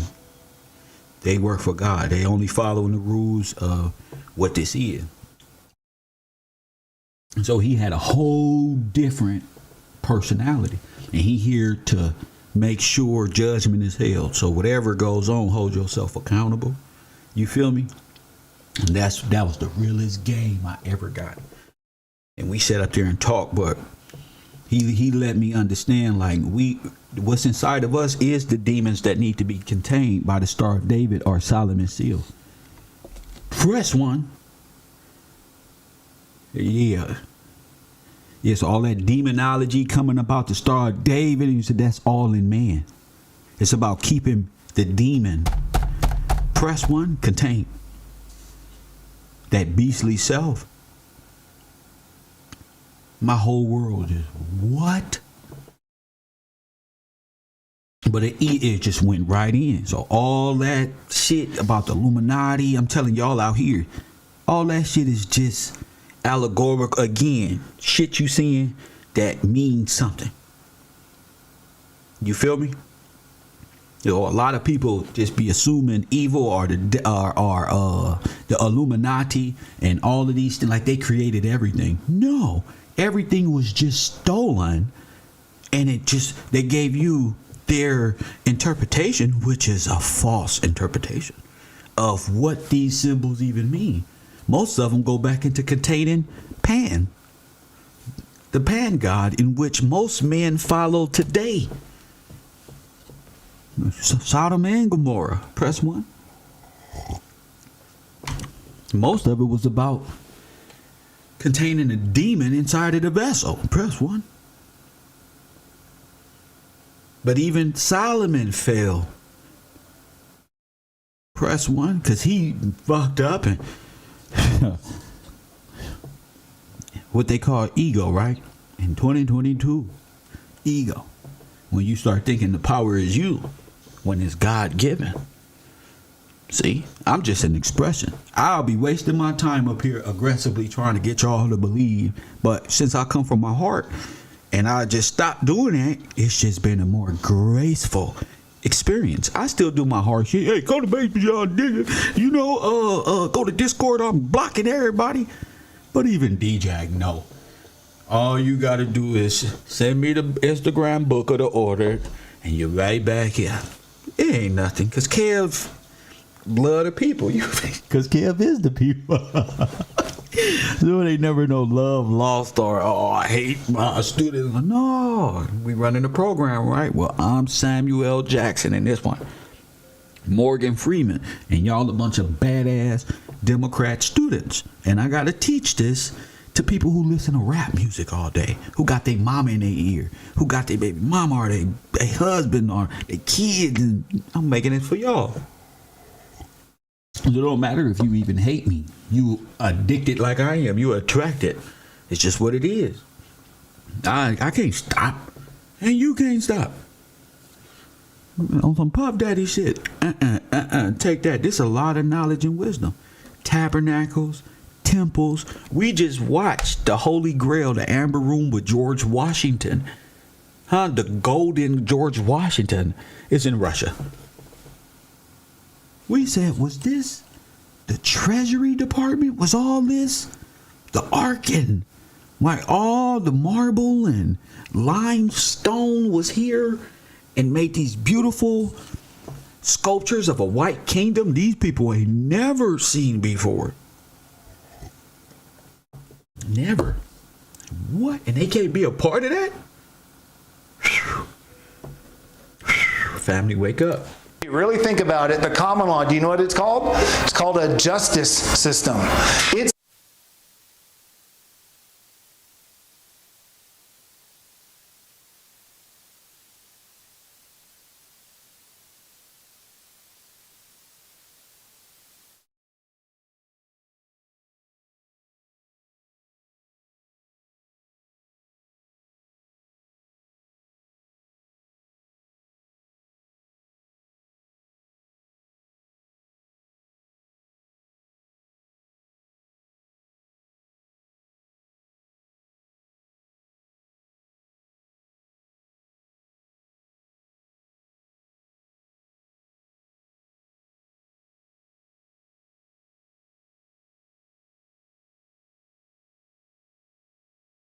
seeks justice.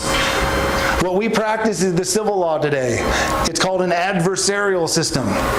You ever notice how our court cases will say so-and-so v? You see? My adversary. The Antichrist is anti-government. The United States of America is Antichrist. Oh my goodness, get him. It's false seat of power, stolen valor. Press 1. I told you I was going to help you get free. Coffee and Kush TV, give me a second. Hold up. I told you I was going to help you get free. They think I'm playing. Nah, this is all ordained information. I told y'all I got y'all tonight. I told you that. Let me connect this for you so you can get on and I can hear you loud and clear. Disconnect this. I'm proud of y'all for hanging in there. This is deep, deep study right here. Coffee and Kush TV, you on the air? What up? You hear me? Yeah, Waterworld. I think I spoke twice, but nah. But it makes sense with yesterday's episode, no, the day before, with the churches, how the churches got all this power. It's basically based on the Congress. They put them in place for that power because they know the churches. See, that's why Ben stopped Waterworld. No, he gonna call in my show. Backward. Yo, yeah, Kev, you right, because what you said about how the churches got all the power, that's not what I said. That's not at all what I said. They got a bad habit of telling me what I didn't say. The churches were not put in power by Congress. I'm saying off the rules when they implemented it about how much like the church has changed You get it? Like how you were saying that, look, if Congress infiltrated the church. I cannot believe I just lost that.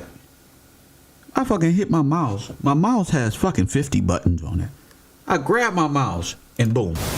Press 1. You see why they did this? Now you see why they did this? Not even possible. Never heard those. I'm sorry, y'all. And that was the Levitical law. We up in there.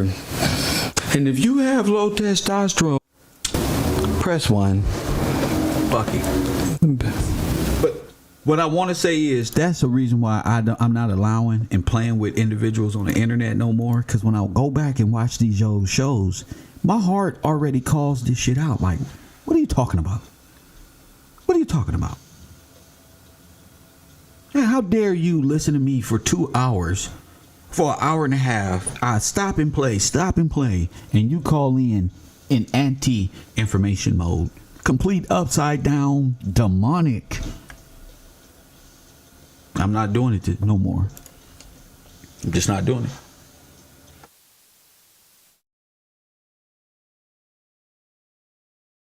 You see it? Good. Oh, who accept? See that dude who called in earlier? If he would have said something like that after the Jubilee, best one, we'll put him on a first flight, motherfucking, to Puerto Rico. Ban. Him, his kids, his wife, get him on a train. First one, get him out of here. His heart after other gods, and Solomon did evil in the sight of the Lord. He was over there like you young look at the Pharaoh, words, like ritual. Bitch, we pop bottles like cherry codes. Press 1. Okay. Let me find it because it's over here somewhere. Let me find it. I'm almost there. means all of Israel, and that kind of answers all of our questions regarding this race issue. Power of authority over. Okay, I hope that helped Israel. understand that. In America, you get it? You can't. Andrew Garcetti having power over Israel is against the law. Do you understand what I'm saying? That's against the law. For Garcetti to send any child of God to prison is a violation that's chargeable in offense. I'm giving. This is easy. I went to the store and everything. I told y'all. Kev got us. The police department, sheriff, press 1. She had almost had. They can't. Where the queen go? What happened? She was about to eat Thanksgiving. We can talk. You feel me? I ain't even gotta get mad no more. To all y'all that's in here, I don't even gotta get mad no more. Now you understand. I just wanted to clarify those three. My intent through this is to go over the ones that are clear. We're going fast, but the ones that are not very clear, I'd like to spend some time on. So there are three branches of government. I'm doing my shout outs. Why not do my shout outs this morning? Because, Kev Rowe and the support of Kev Rowe is greatly appreciated. Shout out to Frank E. Sharp. Shout out to Mr. Jamil Ibrahim, and Tiffany Jones. Shout out to all three of y'all for making this morning show. This is coming to the beach before the beach even opened. So when we come on clowning, just know y'all deserve to laugh. Everybody else, all 3, 4, 5, 600, whoever come up in here, they don't even know what we're going to be laughing at. God's law. Remember I told y'all about the amendments going on to the real contract, the Constitution? What's the Constitution? A contract with who? Indians? No. God's royal army. Are you insane? With the King of Kings. That's why God sent his own. Way above this. Let me go speak this. Direct violation of God's law. That's Washington, D.C. They're not even a part of your law. You get it? How many of y'all understand it a lot better? And the Red Cross is operating out of Washington. Press 1. Because I got to make sure it's my duty to make enough people understand that this is original information. This is new knowledge, new spectrum. And people think I be smoking my weed, but I don't lure their ass in. You see that? You see that? That's with hip-hop clothes. I like suits and ties. I'm not even comfortable in this shit. Press one. I like suits and ties. Everybody who follow me know this shit. I said I gotta go down here and show these little bitch ass niggas that they can't hate on me. I'm gonna give them something to hate on. Press one. Then I'm gonna figure out who's smart enough to see I'm a lot different than the ones they was just watching. Gotcha. Bam. Press one. Got him. To get you to this point. The best point right here. It's beautiful. For a pope in there? That's religion. I totally ignore religion. I don't think that's I think God's just ignoring that stuff. He's talking about nations, not religions. He's talking about nations. All the religious stuff is a distraction. The judicial system is God's government. It is here where justice is given. And if you really think about it, the common law, do you know what it's called? It's called a justice system. It seeks justice. What we practice is the civil law today. It's called an adversarial system.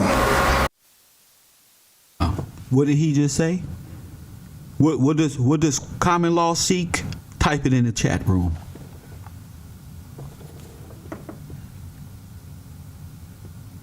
Type it in the chat room. Because are we seeking reparation? No. We seeking what? Justice. We're seeking... No, we're not seeking adversarial. That's they shit, Nia. You're wrong, Nia. We're seeking justice. Their system is the adversary. Like, you ever seen a devil's advocate? Where the devil is trying to convince Kevin that he's his father, press one. And that Kevin only downfall was following after him, and it was all about law. Press one. So you want to be Neo, or you want to be Kevin? Press one. One of them, like Smith say, only one of them can be here. Press one. I want to be Kevin. That's a name that was given by somebody who thought of it. Press one. Bloodline is pure. I want to be Neo. Press Brother, you gotta see it that way. That's why I enjoy these movies, because I'm able to break it down and use it into with the etymology of Mr. Gillespie. Press one. Yes. You ever notice how our court cases will say so-and-so v? You see? My adversary. The Antichrist is anti-government. It's anti-law. It's anti-justice. So the devil wants you in the seat of Leviathan, the beast. He wants you. Leviathan protects. Listen, that judiciary system, press one, protects that pope, and you will never make it out of the grips of Roman Catholicism, Orthodox religion, Catholicism. You got to go to the law. You understand? But what I'm saying here, you got to go to the law and seek what? Justice. You got to petition God himself. You guys see, nobody can stand before God. Press one. That's the problem. You gonna show yourself not to be worthy to stand in front of God, because you gonna show yourself to be a part of that system. I'm figuring this shit out. You can't go before God because you're not innocent. That's why. Like Pac say, but he ignores me, unfortunately, because I'm guilty. You stand convicted of being a part of the same system. So you can't go. Press one.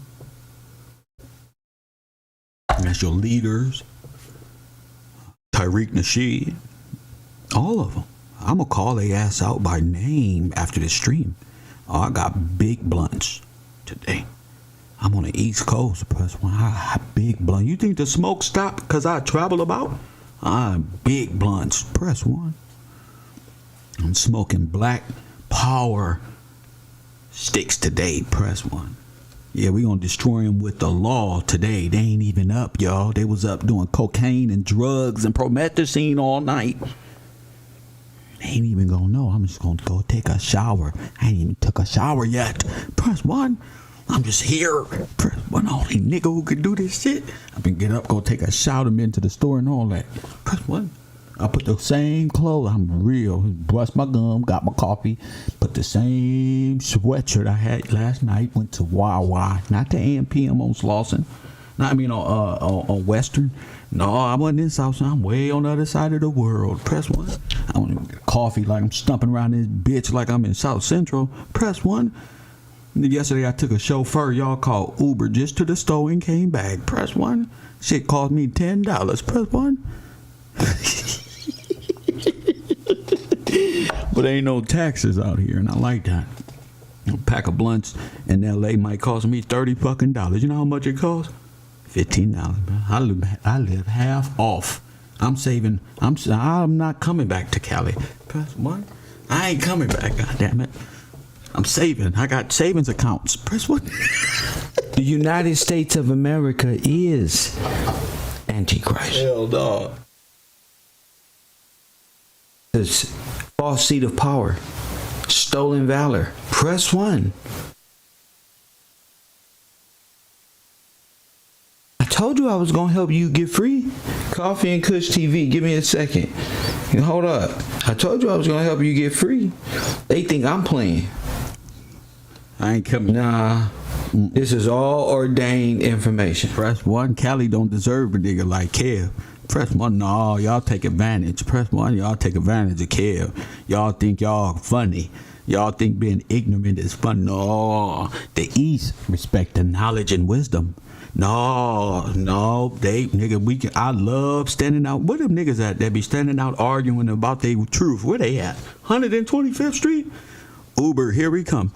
Where they be arguing at with these truths? I'm gotta come down.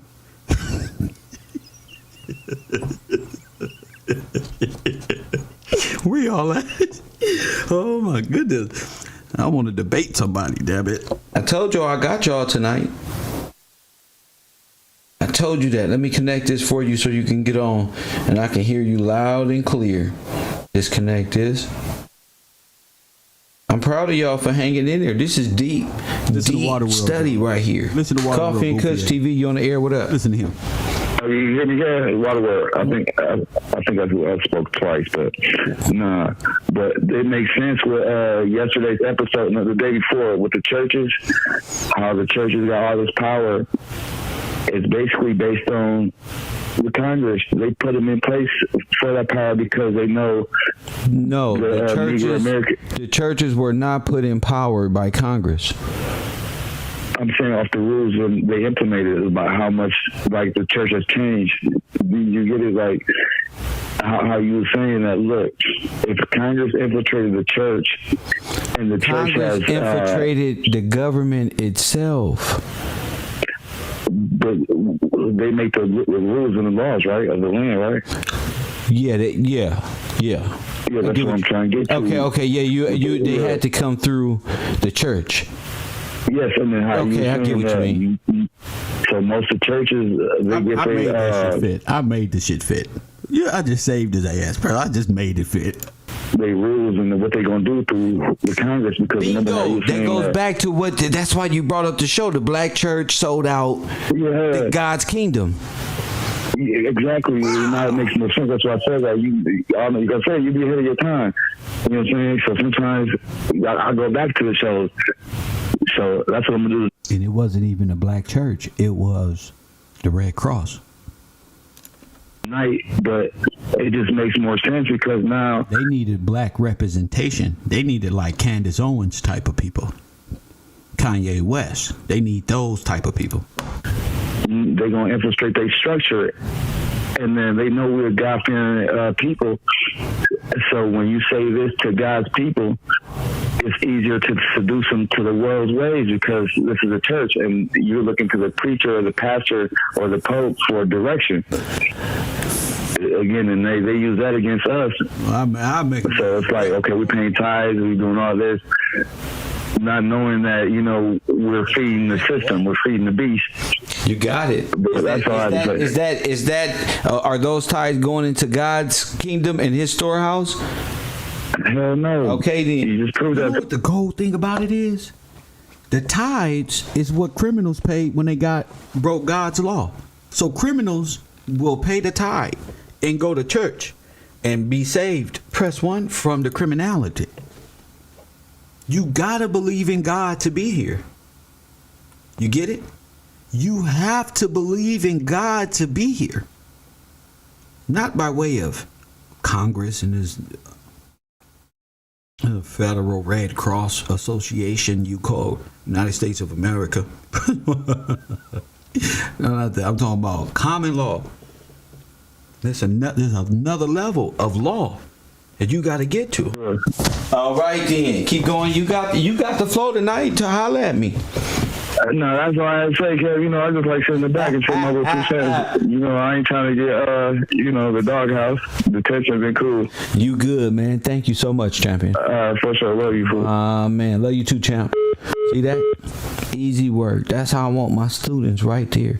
He went from top of the line to Nickelodeon. We had to pull the plug. He went back to the bungalow, and out of nowhere, Kenyon Martin with a slam dunk right here. Press 1. Mr. McGee with a block. Press 1. Good one. Good call. United States, or so it's an adversarial. Team A against Team B. The judges. Told you. So, like the devil's advocate, where did the devil lie? In the Bar Association, foreign government law, foreign occupation, just right there. These motherfuckers that defend anything, man. Even you saw the movie. That's why Kevin was like, "Oh no, y'all sick. Oh no, y'all crazy as hell. No, I'd rather take a loss. Press 1, I win, but nigga, not like this." I understand you ain't finna use me against me. That don't work. Press 1. That ain't happening.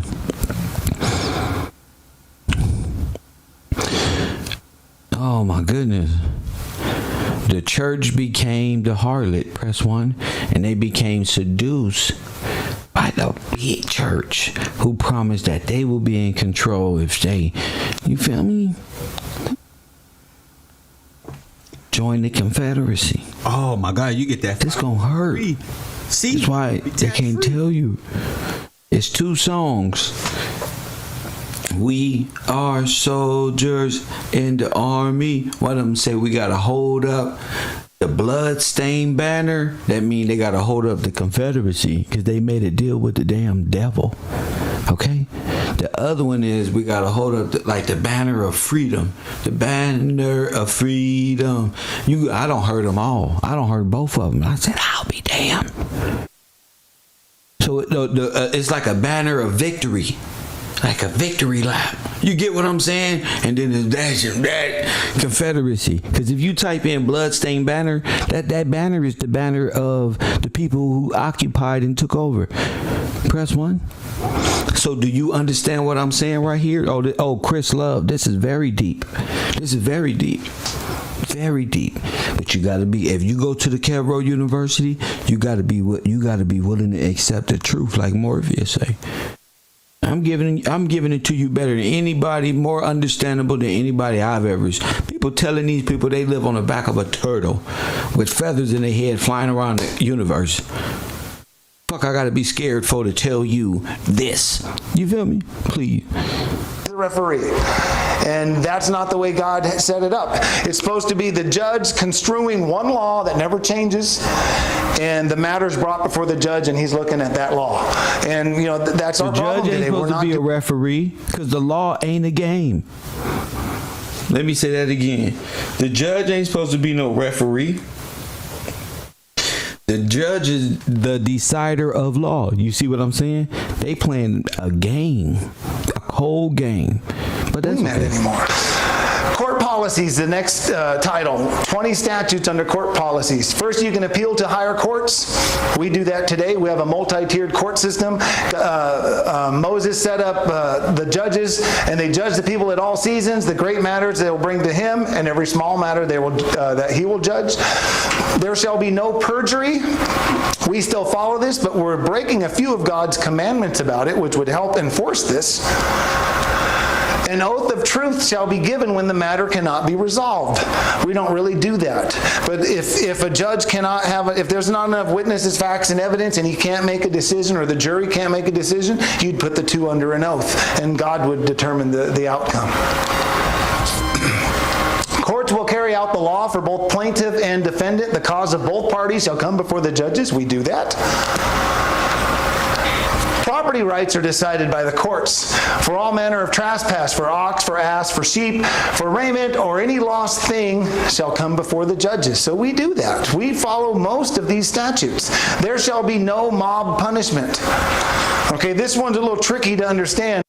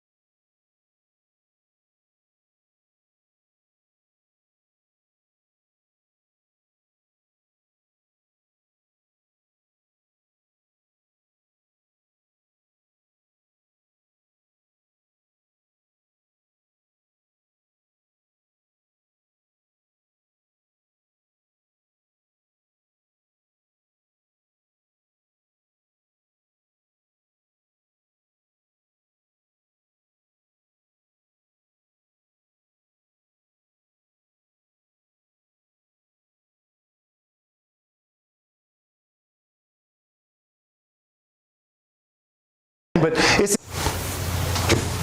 There will be no hanging. There will be no mob, lynch mobs. Who broke the law?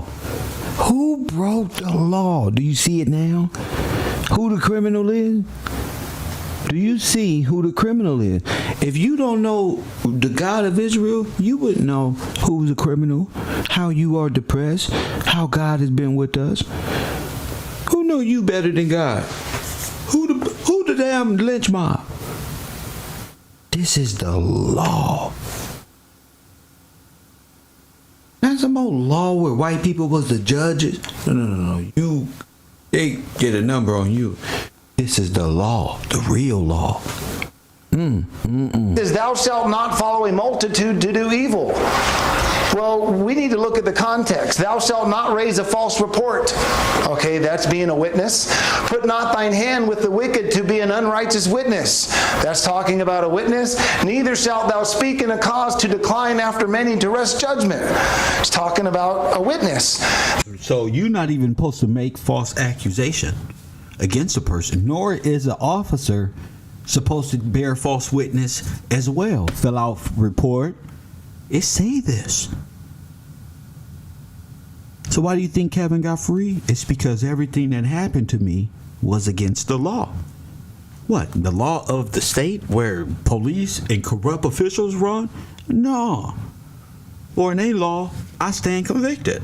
No. This is supreme law. See, God will make sure his people say, wait, what the fuck is this? Wait a minute. This person right here, he got to go. He got to go to out of here right now. No. Whatever you think you thought you was about to do, I don't know why, but he got to get up out of there. See, that's supreme law. That's when God takes over the computer system and overrides your stupid state mayors and governors who all like Gotham City and the democratic communities. Thou shalt not follow a multitude to do evil. That would be trying to take justice out of the hands of the court. It's like that is hang people. taking justice out of the hand of the court is to get revenge. So all these little brothers out here talking about, yeah, I ain't snitching, I'm just gonna get back the nigga who did us. We ain't snitching. They're demons. They're cursed. And give a fuck what their haircut made them look like. They're cursed. You can cry for them if you want to. You can sit there and cry. They're cursed. Here you stand accursed, right here. So that's why I'm not gambling out on Halloween with mob ties. Because guess what? Something can happen. You're dealing with a bunch of cursed individuals running around, get back gang and get this one and that one. You cursed. You're the demon. What's inside of you is what the scripture taught you. You need to go to prison, in jail. Where are you going? Ain't no free nothing. Go. Where Blueface go? Lynch mobs. You're not supposed to take someone to judgment before it goes to court. See? So there is no we'll handle it ourselves. You are against God. Facts. And that's what that's talking about. So there shall be no mob punishment. The mob needs to trust the courts to make the right decision. Gangs, mob, same thing. Told you. All who have knowledge of evidence must testify. I don't know if we... All who have knowledge of evidence must testify. What's in our communities? Press 1. See? You are against God. You can't operate in common law if you're not in law. Entirely do that. All that no snitching, you breaking God's law. You in trouble. I don't snitch. Oh, you Israel? What's wrong with you? Press 1. You see what I'm saying? They have perverted our whole society to be anti-outlaws, rebellious against his law. He say all those who have evidence must testify. Ain't no if, ands, what if. I got no snitching, but we in the gang.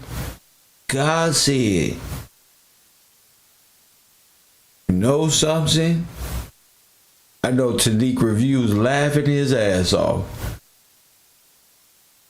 Press 1. I know Tanique Reviews is over there laughing his ass off. Listen, Tanique, if you know something, so you know Tanique Reviews. I told you I was doing God's work. I'm telling you. Oh my goodness. If you have evidence and you don't testify, there's a punishment under God's law.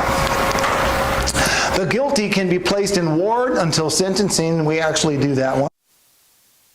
Now listen to that. You can be placed in ward. Press 1. Here you see. See how they got you? See how they now are you thinking corporate? They made it a business. You can be kept in where? In ward. You see, if you don't got God leading the drive, you will never see the kingdom. You ever heard that before? You cannot have this information. It's right here for you. You will never get it. It'll roll off your lips backward because there's no God in what you're talking about. You trying to get the information without God. You can't even see the corporate takeover if God ain't even in your life. I'm not even talking to you. You're going to have to go back to civil little mortise class, bungalows. And we're going to have to we're going to have Balenciagas and helmets for you. But if you don't have the kingdom, the laws of God in your heart and mind, you won't even understand or know how to regurgitate what I'm talking about. You're going to try to make what's God's yours. Or what God set out for me to deliver to the people, yours. Thus, you will become a false shepherd and curse yourself. Press 1. I don't want that for you. I don't want you to be smiling today. Haha, look what I'm doing. And then be tomorrow, oh, why this happened to me?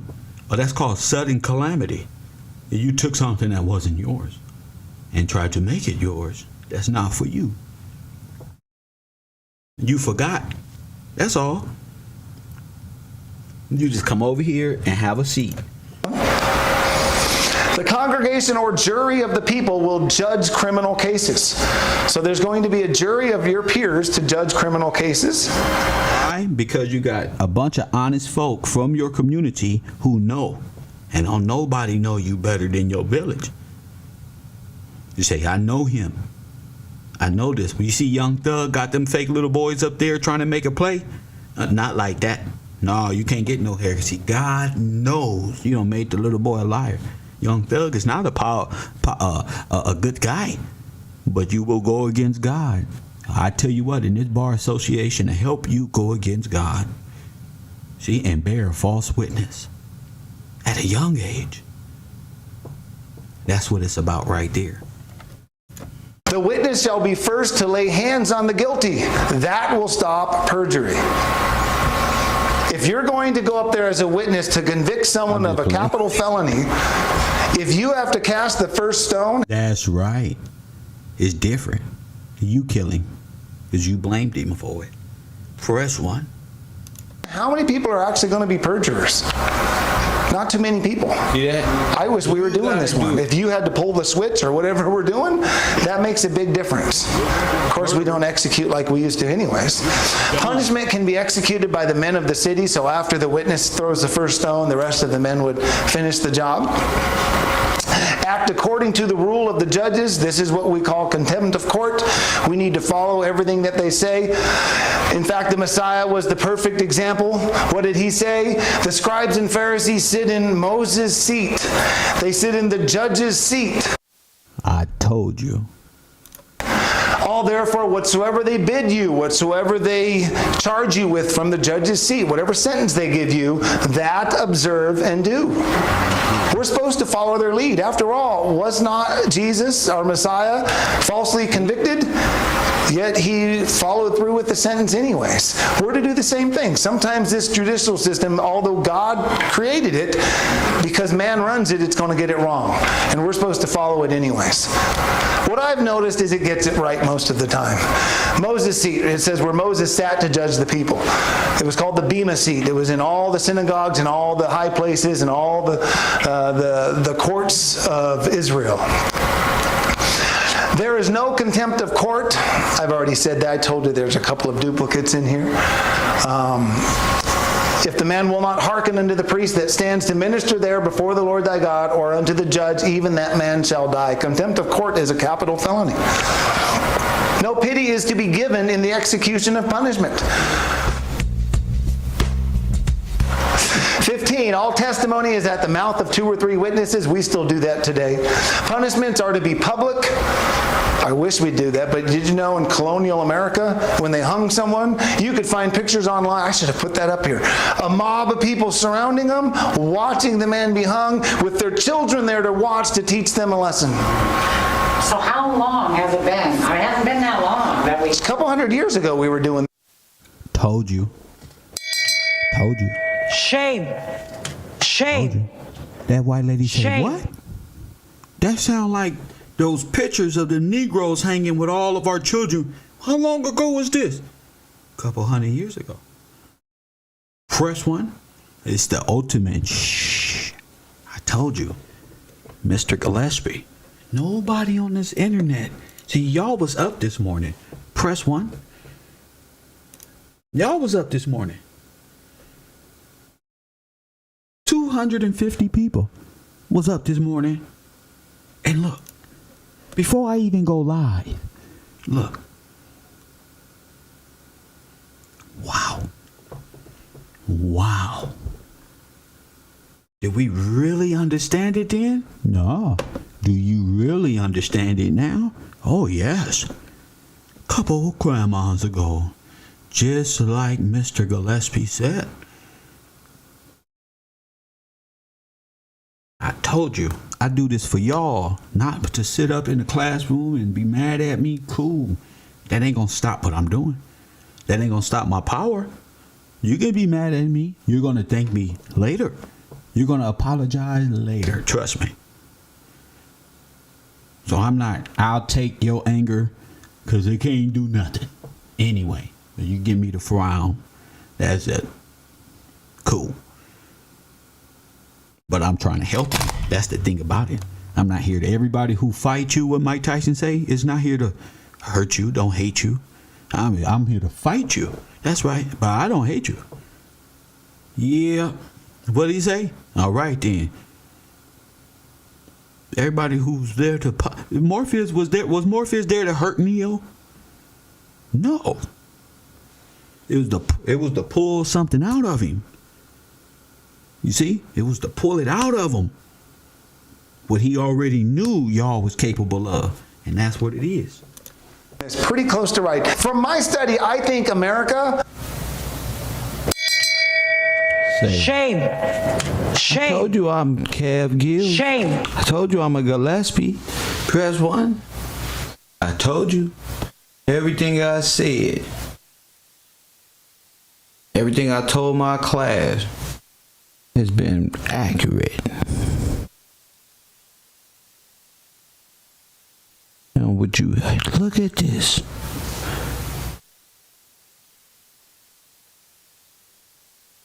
You know what photos he talking about? Let me show you. No, because y'all think it's a game. Let me show you.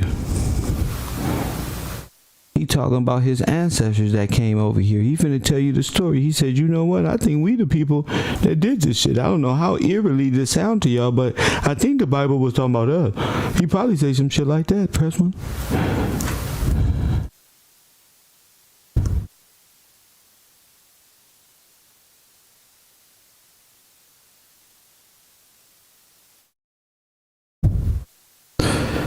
You know what he's talking about, right?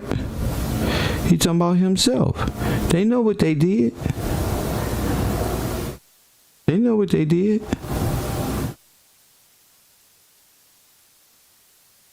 I'm gonna tell you like this. They hung the Messiah on a tree. First one. Took his charge. They probably said he did something that he didn't do. Broke the law like they always do. Press 1. They just don't want to tell you that they murdered him. So they hide the truth. That they the nation that murdered Christ. The God that they worship, they murdered him. They sure did. The one that God sent to die for y'all, they murdered him. Fact. They just don't want to say it because it happened real sooner than you think. But I'm gonna give you the photo. That's why he made reference of it. See, if I make reference of it, people get mad. But he can make reference of it. So I'm gonna tell you what he's talking about. Press 1. He talking about this here. Boom. Press 1. White mobs used to hang. Damn. Black folk. Damn. This how the Messiah was hung. Once you realize that the Messiah was hung from a tree, you're going to say, wow, was he? Yep. Wow. Their kids is there. Their children is there. They came out in droves. Press 1. Y'all know I'm not lying. This is great information. They did this to you. This is your story.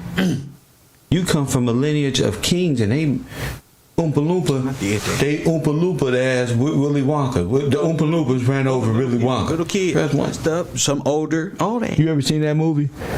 Oh yeah, this the horror flick. Oh yeah, this where the Oompa Loompas So we gonna go into fucking took Willy Wonka out back. Press 1. And said we don't want to sing no more. Oompa, we don't want to work no more. And they don't even got no. You applied for this. What you talking about? You don't want to work? Well, go on home. Going back to Oompa Loompa world, wherever that is. Press 1. It's on the $20 bill showing the Family. on the back. You gotta understand what he was just saying. In the White House. Now That's back to that the right story there. though. Press 1. That's what's on the Wizard It's of one of the Oz. best You ever saw nations the in person all- hanging on the Wizard of Oz, and they said somebody was caught hanging. And listen, y'all, that's all symbolic. Remember that? I was like, why would they take a person hanging in a? No, you don't understand. Since the tornado, you been You not in Kansas anymore. History to practice them a lesson. So how long has it been? That lady said, wait a minute. 15, all testimony. She said, wait a minute. How long has it been then? Press 1. That lady said, wait a minute. If you talking about it like that, it's clicking. Wait a minute. So how long has it been?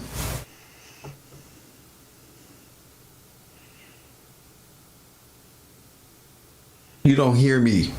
This is why I need y'all to go to sleep. I don't think y'all appreciate me enough. The white lady said, wait a minute. These are people who go to school and get degrees. She said, wait a minute. So how long has this been? Because this sounds familiar. This sounds like something my grandfather did to black people. Who's with me? Do you get me? So, sir, how long has this been? So let's finish up here. Let's finish this up. They always do it. Listen up, class. Is at the mouth of 2 or 3 witnesses. We still do that today. Punishments are to be public. I wish we'd do that, but did you know in colonial America, when they hung someone, you could find pictures online. I should have put that up here. Press 1. He said I should have put that up there. What did he say? Colonial American. Ain't nobody ever called you a colonial American but who? Mr. Gillespie. Press 1. Listen to me. Ain't nobody called you by your name, nigga, but me. Ain't nobody called you. I know who children you are. I know who grafted you in. I know who I am. I know who you are. I know who they are. I know what that book say. I know what that book say. I know why it's written that way. And y'all just don't even say what's up to me. The sister said, anybody ask you how you doing today, Cam? No, don't matter neither. They ask me. I ain't worried about that. Yeah, ask me after the war. Anybody ask one of these 300 how they was doing today, ma'am? No. Destruction. That drives me to get this over with faster. I want somebody to rub my head and want to say, "How you all right in this war?" That's right. I did it all. I want to go to the store and see pictures fall off the wall. I want to walk around the earth and just see cars crash as I'm living peacefully.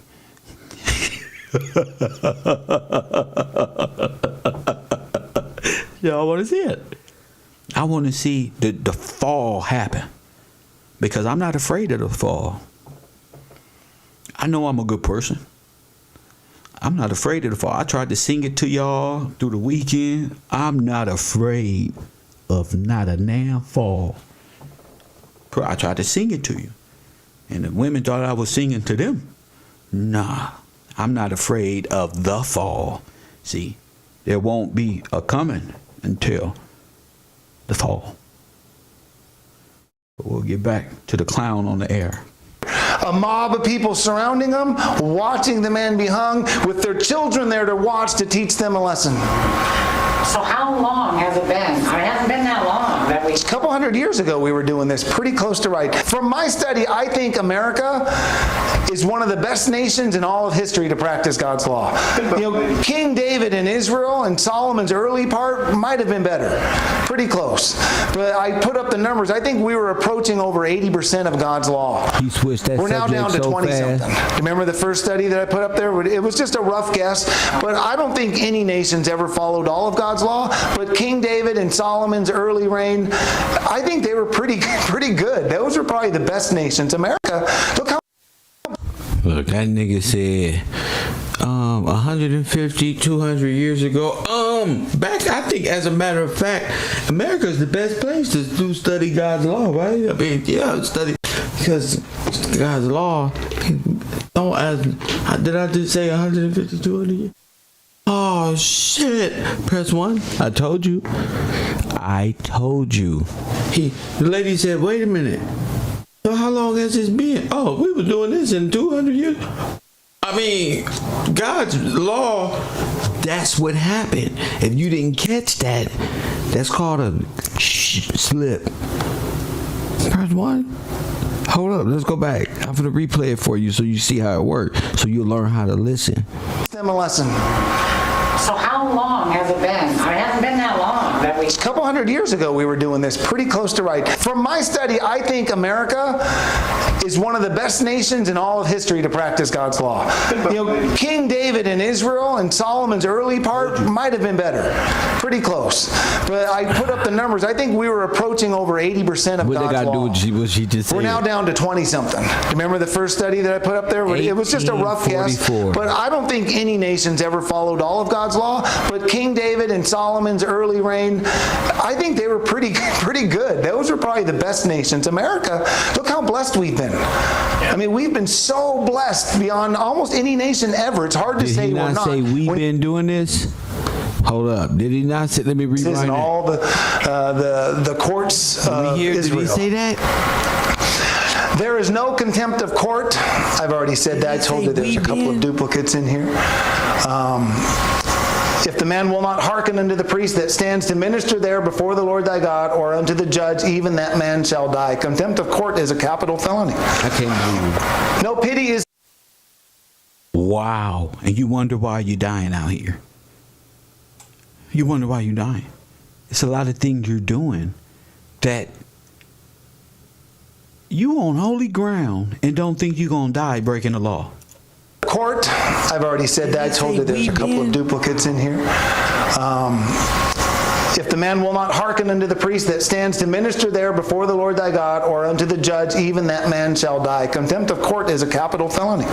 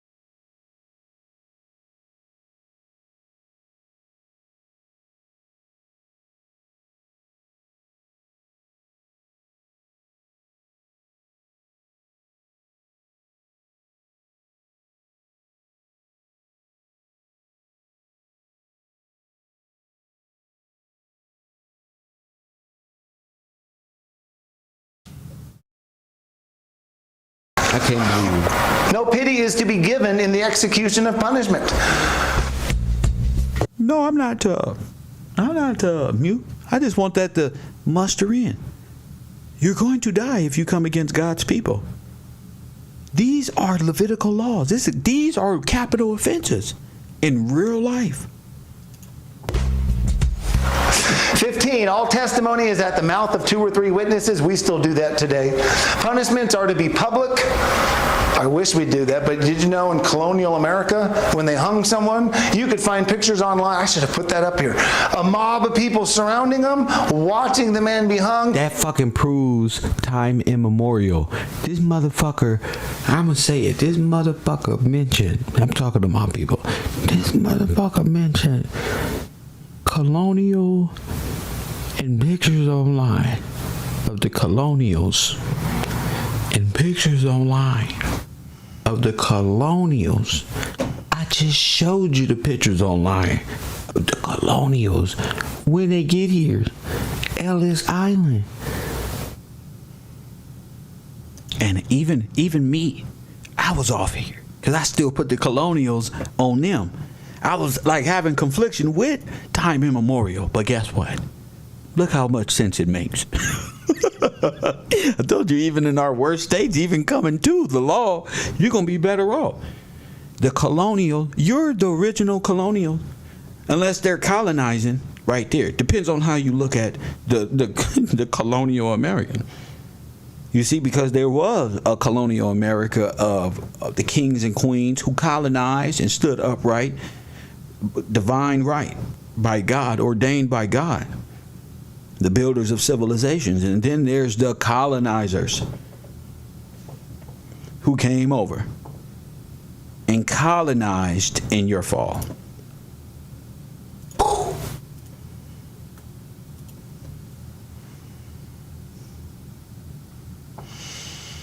I'm asleep with my toes twindling in the fan, just like a little fucking cartoon. Does it? Yep.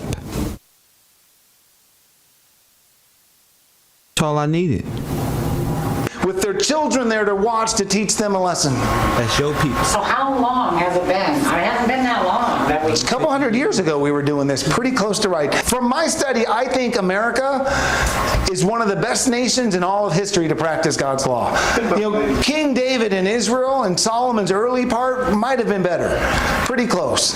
But I put up the numbers. I think we were approaching over 80% of God's law. Pretty much God law. We're now down to 20-something. Remember the first study that I put up there? It was just a rough guess. But I don't think any nation's ever followed all of God's law. But King David and Solomon's early reign, I think they were pretty good. Those were probably the best nations. America, look how blessed we've been. You said it. I mean, we've been so blessed beyond almost any nation ever. It's hard to say we're not. When you go back and study the common law and see what we were following, man, we were doing a pretty good job. We were right on the money, especially when you look at the spirit of the law. We got to avoid that letter and all the little details that we get mixed up on. There's nothing wrong with the letter. Especially when we were but riding on the money. Manifest destiny.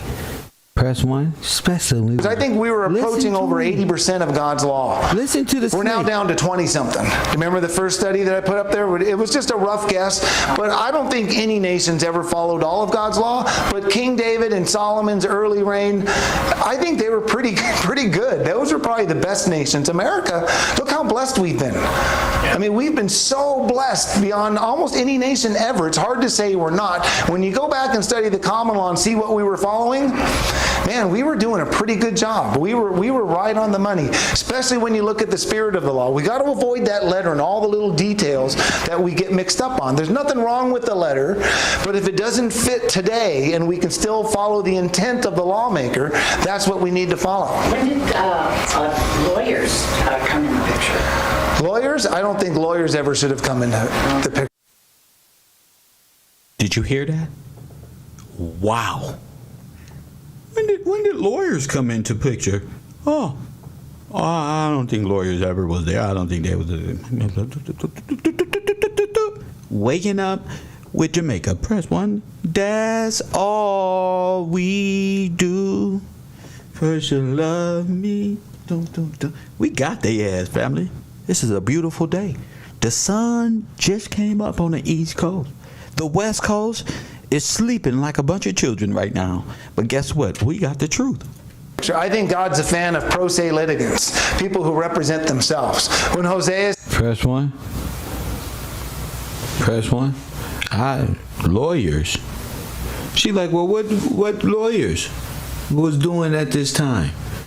The lawyers? No. You spoke for yourself.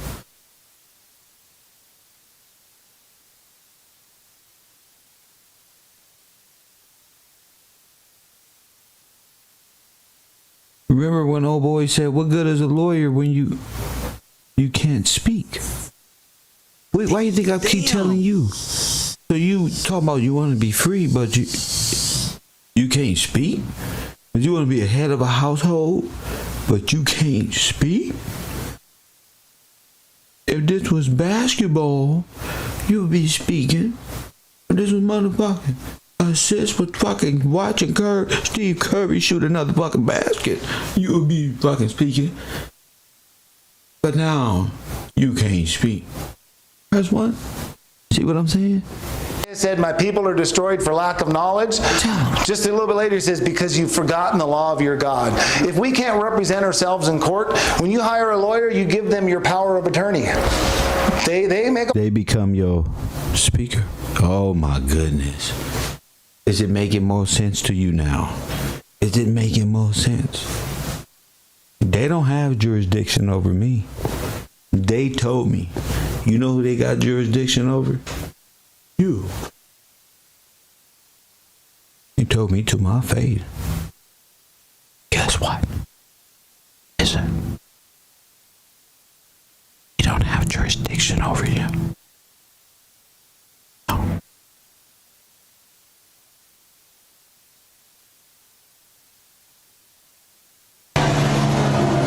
I'm trying to get you there.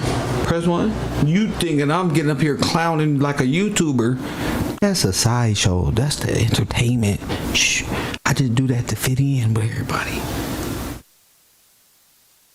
I'm trying to teach you something. Press 1. They call all the shots now. It's because we're ignorant of how the legal system works. We should be able to represent ourselves. I told you I was going to make $1 billion off of you niggas because I know the secret, how they make billions of dollars off of you. That's why. You don't know the law. That's why they pull up on you like this. Nobody do you because you don't know the law. You don't know God's law is the law of the land. They telling you, why you ain't got your Satan's law pamphlet? You know, I don't know, I ain't got my driver's license. I'm a criminal. Tell me how to put your goddamn hand. All right, right now, what's this one? State property closed. What are drugs? Law of your God. If we can't represent ourselves in court, when you hire a lawyer, you give them your power of attorney. You made the lawyer. They make all the they call all the shots now. Your ignorance it's because of the we're law ignorant. Gave the beast all the power. Press 1. Now do you know what I'm saying? You don't believe in God. You believe in the beast. You want to empower the beast. Facts. Of how the legal system works. We should be able to represent ourselves, and how many people can do that? 200 years ago, everybody knew how to do it. It was just common knowledge. Because they knew the word. No, exactly. They knew. It was just something that everybody knew, and it's something today we've totally lost sight of. Each man will pay for his own sins. I like that one. The father shall not be put to death for the children, neither shall the children be put to death for the fathers. Every man shall be put to death for his own sins. So all y'all niggas talking about, what's the name, daddy from O Block telling on this person from Chicago, his daddy telling on him. You got to pay for your own sins here. She can't sit in prison for you. Are y'all crazy? Demon, right? The aim of judgment should be to justify the righteous and condemn the wicked. Remember when I said the common law is a justice system? That comes from this verse. It construes a law. It doesn't hear different sides of arguments based on, it's not an equity court like we do today. It looks at the law and compares what... Who maketh God's word debatable? His word is the law. This ain't nothing you debate. Do you understand now? This is not debatable.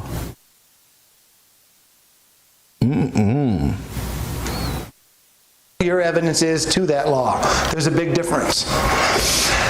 And finally, a sentence is to be executed speedily. We call that due process today. It's exactly what the scripture comes. Let the judgment be executed speedily upon him. Okay, so you can see we're following most of these commandments. We're just not following all of them. There's a few critical ones. There are 15 statutes for judges. Shall judge according to the commandments, statutes, and judgments of God. If they're judging a common law court, that's pretty much what they're doing. I do make them to know the statutes, and thou shalt teach them ordinances and laws, and shalt show them the way wherein they must walk and the work that they must do. Judges are to teach the law of God. This is called a court opinion today. All of our court decisions are public knowledge. Anytime we want to see how the law is construed in America today, all you got to do is read what judges say. It'll answer all of our questions. We sit there and say, how can a judge decide that? How can they make that ruling? When you read the evidence brought before them, all of a sudden it's like, well, that's why. We're morons who can't bring the right argument before a judge, and we're arguing wrong points of law, and then we get mad at the judge for making the right decision for the wrong reasons, or the wrong decision for the right reasons. I mean, the problem's us. It's not our judges. We're just bringing the wrong evidence to court, and we're not making the right arguments. Judges are to be men of truth, hating covetousness. Judges are to be appointed. We do most of this. Shall judge the people at all times. Must not have mercy on the poor at trial. This is a hard one to do sometimes, but we're supposed to treat the rich and the poor equally. Judges shall judge the poor and the needy righteously. In other words, we're not supposed to be biased against them or for them. Judges must not accept bribes. The Bible calls that taking a gift. Judges are to know the laws of God. When Ezra was restarting the law, he said, pick men all such as know the laws of thy God. Judges shall not be respecters of persons. So if a buddy comes in, they're not supposed to rule in their favor, or if someone rich and powerful or whatever reason. Judges are to judge righteously. Judges shall not fear men in judgment. Judges shall make diligent investigation into all cases. We do that, especially capital cases. We make diligent. We have a whole, what's that show? CSI? That's what that whole show is about. Judges must not pervert cases involving foreigners or orphans. So if foreigners or orphans are in the land, we're supposed to judge them accordingly. And finally, judges are established by God. God raises up judges to deal with the land. And he does that in America. We just don't always see it. We have different judges. We look at our whole gigantic judicial system. We have some judges that God clearly raised up to try and fix things in America, as long as we follow it, as long as we go that direction. This government consists of the Levitical priesthood and the Aaronic priesthood. Aaron's the priesthoods. Rod. We have the Aaronic Aaron's rod. Press 1. Damn, this is a beautiful thing. This is a beautiful thing. 6'4", 2020. Oh, I wish I had me a 6'4" Impala right now. This is the Aaron priesthood. I was just talking about Aaron's priesthood. This is the lawgiver. Aaron's priesthood is the lawgiver. That's coming out of the Leviticus law, the law of Leviticus. I'm teaching today. They say I ain't graduating nothing. I said I'm teaching today. Press 1, get my suit ready. I'm teaching today. Press 1. Now what? Told you we was rowing boat. We was going backwards, looking forward. Everybody just looking backwards. Where? I don't see nothing but dinosaurs, motherfucking trees and shit. I'm going to the club tonight. Fuck that. But I got you here, rowing the boat. That's Leviticus priesthood right there. Now watch how I break this down. They talking about what's a Gillespie. I'm gonna show you. Priesthood. Aaron and his sons shall order it from evening to morning. We have the Levitical priesthood. This comes from the rest of the family of Levi. So there was a guy named Levi who had 3 sons, Gershon, Kohath, and Merari. Kohath had Amram, and then he had Aaron. Aaron and all of his descendants are the Aaronic priesthood. The rest of the family of Levi is the Levitical priesthood. So you can quickly tell which priesthood is larger by numbers. The Levitical priesthood. There's a lot more of them. This is the lower courts spread throughout the land. The Aaronic priesthood is the federal courts, at the temple. This is a dual judicial system. The Aaronic priesthood is the higher court, that's the federal court, and the Levitical priesthood is the lower court system. And that's exactly how God set it up, and that's exactly how we do it today.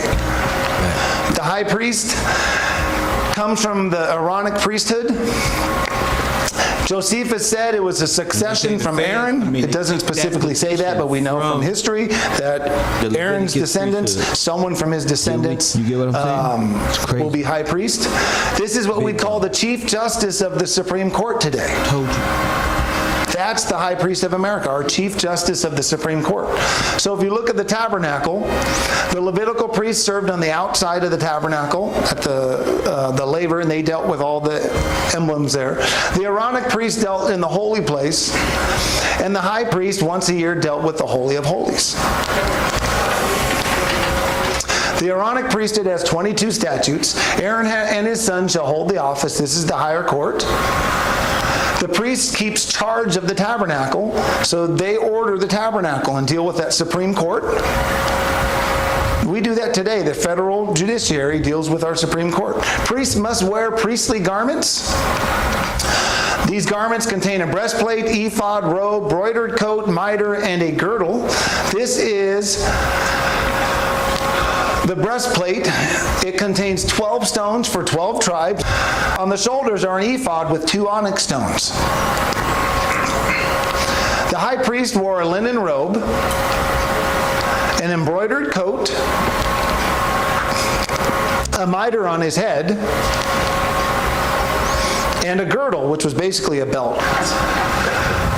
The rest of the Levites wore about half of that uniform. They wore the linen robe, the mitre, and the girdle, the belt. Is that Thanos? Okay? That's how you would distinguish them. Bingo. The ephod shall be made of gold with blue, purple, and scarlet fine twined linen. The girdle or the belt shall be made of gold with blue, purple, and scarlet fine twined linen. Thanos was collecting the stone. And the names of the 12 tribes shall be on the 2 onyx stones in his shoulder, set in gold on the ephod. Now, I would recommend talking to Chauncey more about the details of this, but he can tell you how this whole stone system is probably a communication device. When the high priest would go into the Holy of Holies, and somehow those stones would help him communicate with God. I don't know all the details about it, but he did a study on it not too long ago. You can probably, I don't have time to really even try to explain it. I'm not going to let Chauncey take the time to explain it either, or we're going to be here forever. New priests are to be anointed, consecrated, and sanctified for 7 days. This is what it looked like. The priest's consecration, there was a washing, so they'd clean themselves. Then they'd receive their garments, and their garments would be anointed. Then they were anointed. And then finally, they did their offerings. They did a sin offering, which was a young bullock. The rulers always had a larger animal. It cost them more. God always holds the rulers to a higher accountability. A burnt offering was a ram. And then the wave offering was done to pay for the priest who was doing the service. It was unleavened bread, unleavened cakes, oiled bread, a wafer in the right shoulder. Remember with the wave and the heave offering, they were always to pay the priests. Okay, we do this today. We just don't use real property. They must wash before service. If you really think about what they're dealing with your meat and your food, and they're dealing with the sick. Don't you want them to wash their hands? Facts. We do this today in our hospitals. Go ask the doctor if they wash their hands before they saw you. It's a law. They have to go wash their hands. Go to your butchers. They have to wash. In any restaurant, it's going to say, wash your hands before you leave. That's exactly what the laver was for. We turn it into a religious ceremony, but I don't think it was. They're not to drink alcohol before service. How many of you guys would like a drunk judge? I don't think it's a good idea. How about a drunk doctor? No, they're not allowed to drink alcohol. There's a good reason for that. Priests may not defile themselves by visiting the dead unless they are family. When you visit the dead, obviously they've died for some reason. It was probably some sort of an illness, a sickness. Now you might have it. If you visit the dead, you can't serve in the temple. So the priests, the Aaronic priests, because they're at a higher level, they're only allowed to visit the dead of family members. If a friend passes away, to keep them from avoiding service, they're not supposed to deal with that dead friend. They may not shave their heads, the corners of their beards, or cut their flesh. Is God created us in His image. And He expects the priests as well as us, because when we get to some of the other statutes, to maintain that image. Some people like to point out, well, the Egyptians had this hairstyle and they had that hairstyle. And I really don't think that's what it is. God wants us to maintain His image. He put hair on our heads and a beard. And He doesn't want us to shape it and go crazy with it. Cutting our flesh and shaving. If you look at some of the tribes that we've had, you can Google them online and just see people piercing and cutting and going nuts with themselves. America used to never do it. Now it's very common. Shout out to you. Very common. And that's one of the statutes, it's hard for people to accept, but that's just the reality. I think God wants us to maintain His image. May not marry a prostitute. This should be obvious. May not marry a widow or a divorced woman. And must marry a virgin from the house of Israel. I think this has to do with to maintain that. Sorry, ladies.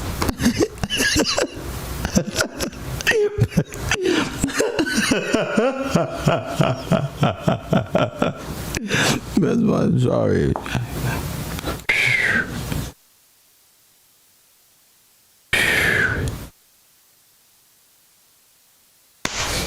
Well.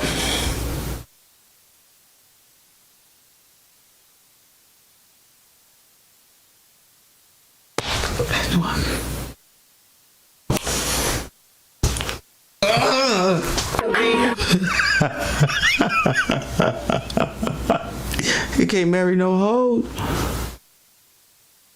God said we can't change a hoe into a housewife.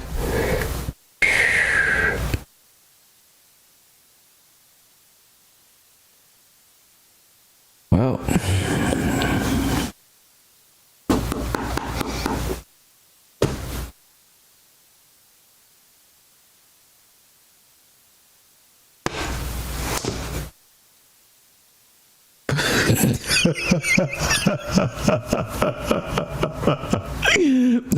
It's not gonna be so bad, right, fellas?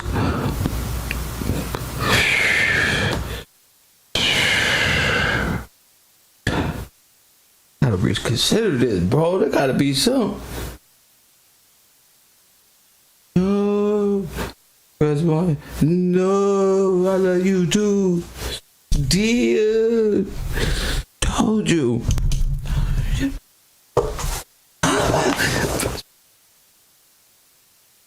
I'm retarded. An image. Some people like to point out, well, the Egyptians had this hairstyle and they had that hairstyle. And I really don't think that's what it is. God wants us to maintain his image. He put hair on our heads and a beard. And he doesn't want us to shape it and go crazy with it. Cutting our flesh and shaping. If you look at some of the tribes that we've had, you can Google them online and just see people piercing and cutting and going nuts with themselves. America used to never do it. Now it's very common. Very common. And that's one of the statutes, you know, it's hard for people to accept, but that's just the reality. I think God wants us to maintain his image. This is funny. May not marry a prostitute. This should be obvious. May not marry a widow or a divorced woman. And must marry a virgin from the house of Israel. I think this has to do with distractions. I come from a divorced home, and there's nothing but family drama. When you marry into a divorced family, nothing but family drama. I think that's just going to really affect judgment. It's going to affect your service. Same thing with, I couldn't imagine being married to a prostitute, but I would imagine there's going to be a lot of drama associated with that. So God expects a judge or people who serve in the tabernacle to have a pure marriage, have a very solid marriage. You know, the New Testament does the same thing.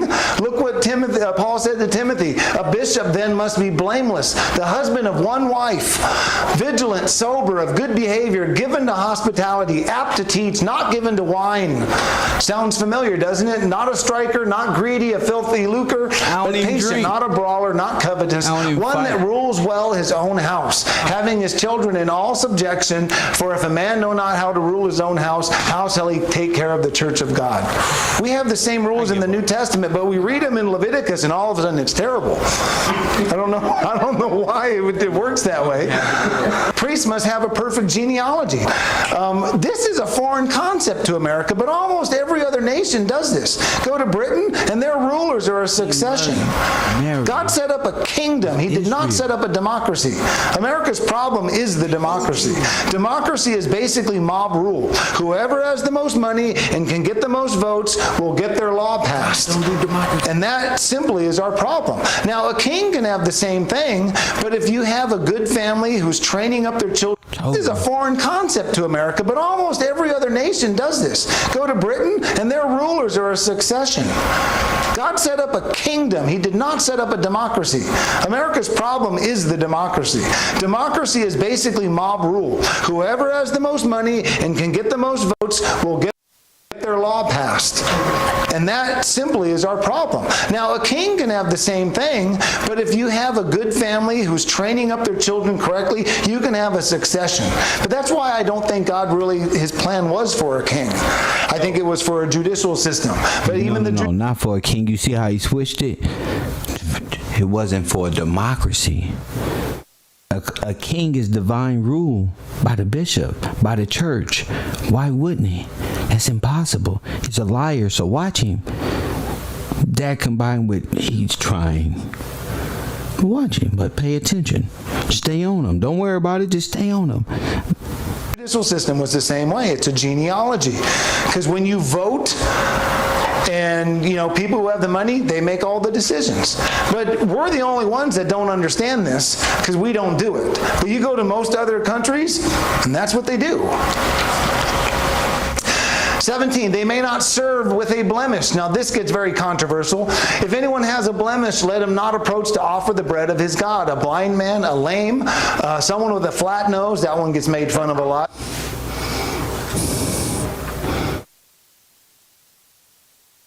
A lame nigga cannot hang with me. Press 1, ladies.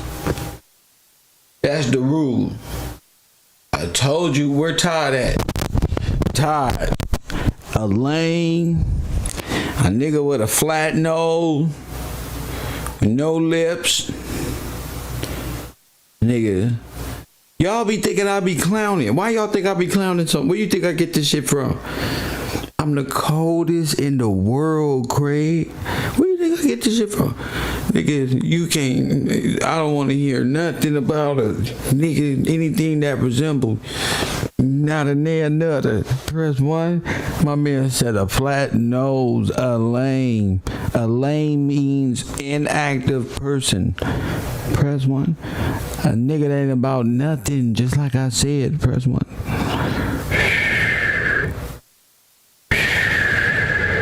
Who's up tonight? Who's awake tonight on the East Coast? Who? Marley. I told you, bro. Them lame niggas can't mess with me, bro. Basically, mob rule. Whoever has the most money and can get the most votes will get their law passed. Democrats. And that simply is our problem. Now, a king can have the same thing, but if you have a good family who's training up their children correctly, you can have a succession.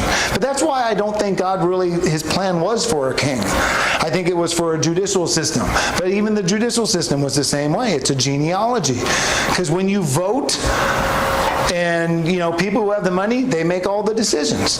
But we're the only ones that don't understand this because we don't do it. But you go to most other countries, and that's what they do. Because y'all Nazis. 17, they may not serve with a blemish. Now, this gets very controversial. If anyone has a blemish, let him not approach to offer the bread of his God. A blind man, a lame, someone with a flat nose, that one gets made fun of a lot. Superfluous, you gotta love the King James, I'll explain that in a minute. Broken-footed, broken-handed, crook-backed, or a dwarf, or has a blemish in his eye, or scurvy or scabbed, or has his stones broken. Another way of looking at that controversial one. They can't go in under the veil nor come nigh unto the altar, because he has a blemish. This sounds really bad, but think about what the priests had to do. They were the butchers. They investigated crime. They diagnosed the sick. How hard would it be to butcher an animal if you are missing a leg? That's what lame means. How are you going to butcher a bull? You're going to require to have help almost every day. 54. If you have deformed body parts, that's what superfluous meant in Old English, and that's what the Hebrew word means. How are you going to do this kind of a job if you have a broken foot, hand, or back? You can't do it. It's just good common sense. What if you're small in stature? How are you going to deal with a large animal? Maybe you can handle a baby goat. But what if this is just reality. How are you going to investigate crime if you're blind? Or if you can't smell, which is exactly what a flat nose means. Watch CSI just once, and you'll see they walk into the room, what's that smell? Instantly they're investigating. How hard is it to diagnose this? I told you them squiggly eyes. We be wondering what's that in their eyes that's causing them squiggly wigglies. You see how I look in this camera? I'll be looking to the side so you can't see that my right eye is a squiggler. Press 1. It's my eyes ain't no blemish. My hands is clean. I ain't did nothing to make my eyes squibble squabble. Press 1. That's why I call them Muppet babies. What's that squibble? That's called a blemish. You press 1, now we know. Oh, now when we see him, press 1, he has a blemish.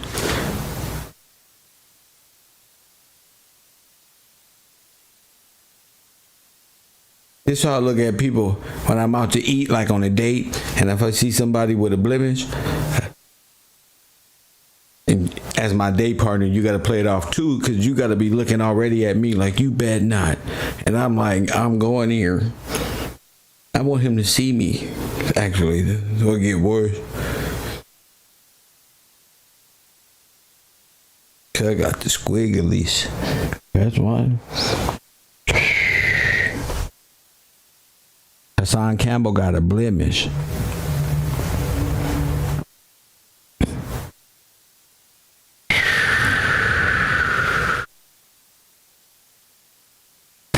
That's why they don't want us in our Word of God. Press 1, because they all got blemish, and we'll see it. See, if we read, the more we read the Word of God, the more we see. Could you tell already? This is the best Bible study you ever went through. Press 1. Your mama ain't got to rush you out the house to get you to this Bible study. Press 1. If they got a blemish, press 1. Their eyes is like the Muppet babies, like little Elmo characters. They just go whichever way. How they gonna look you in that as a detective? How you gonna look a person in his eyes going the other way? Look at me when I'm asking you these questions. I am. I'm looking right at you. Press 1. He got a blemish. Never mind. Let me put this up. I'm sorry. That's the first thing the judge gonna say. He gonna use that as against me. Was I looking you in your eye when I said that? That's fucked up. I'm cold, but that's what I'm saying. Sick if you are sick yourself. In fact, all the sick were to avoid service anyways.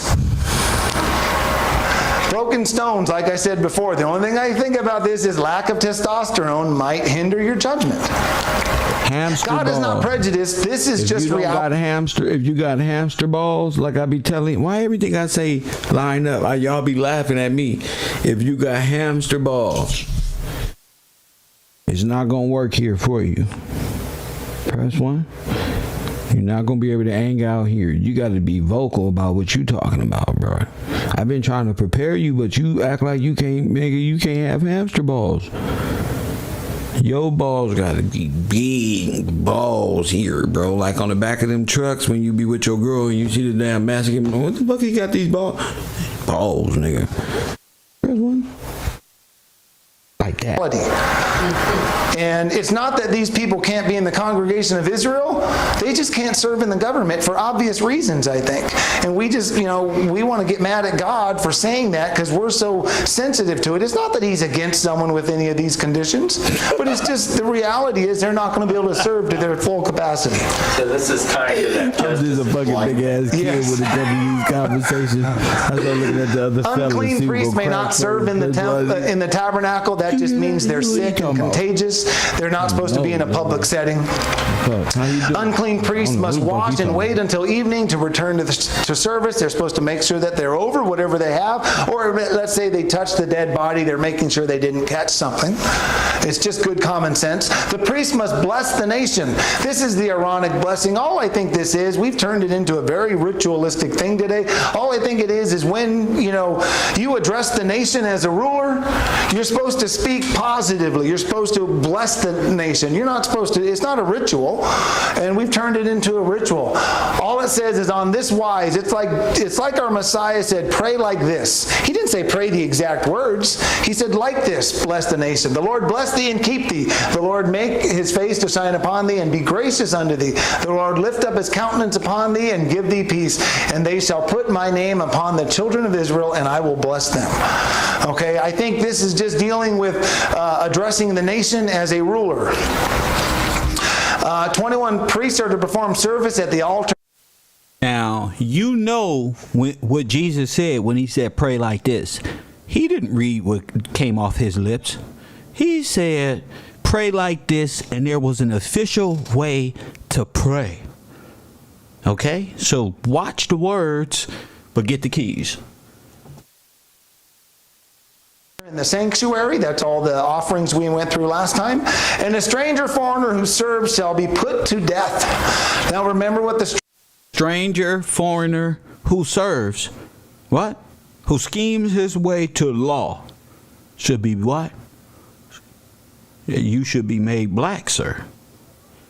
Outlaw. Civil little mortars. All of y'all will go into the captivity that you put God's people in. You will go into to sin. Civil little dead in law. Because that's how that you have to be. You see, nations have to be brought to understand what law is. strangers were. That's why it's so chaotic out here. Lawlessness. Because no one is here to explain why you need law and order. This is not a good stranger or a guest. This is either Zur, which is a profane stranger, or Nakar, which is a heathen stranger.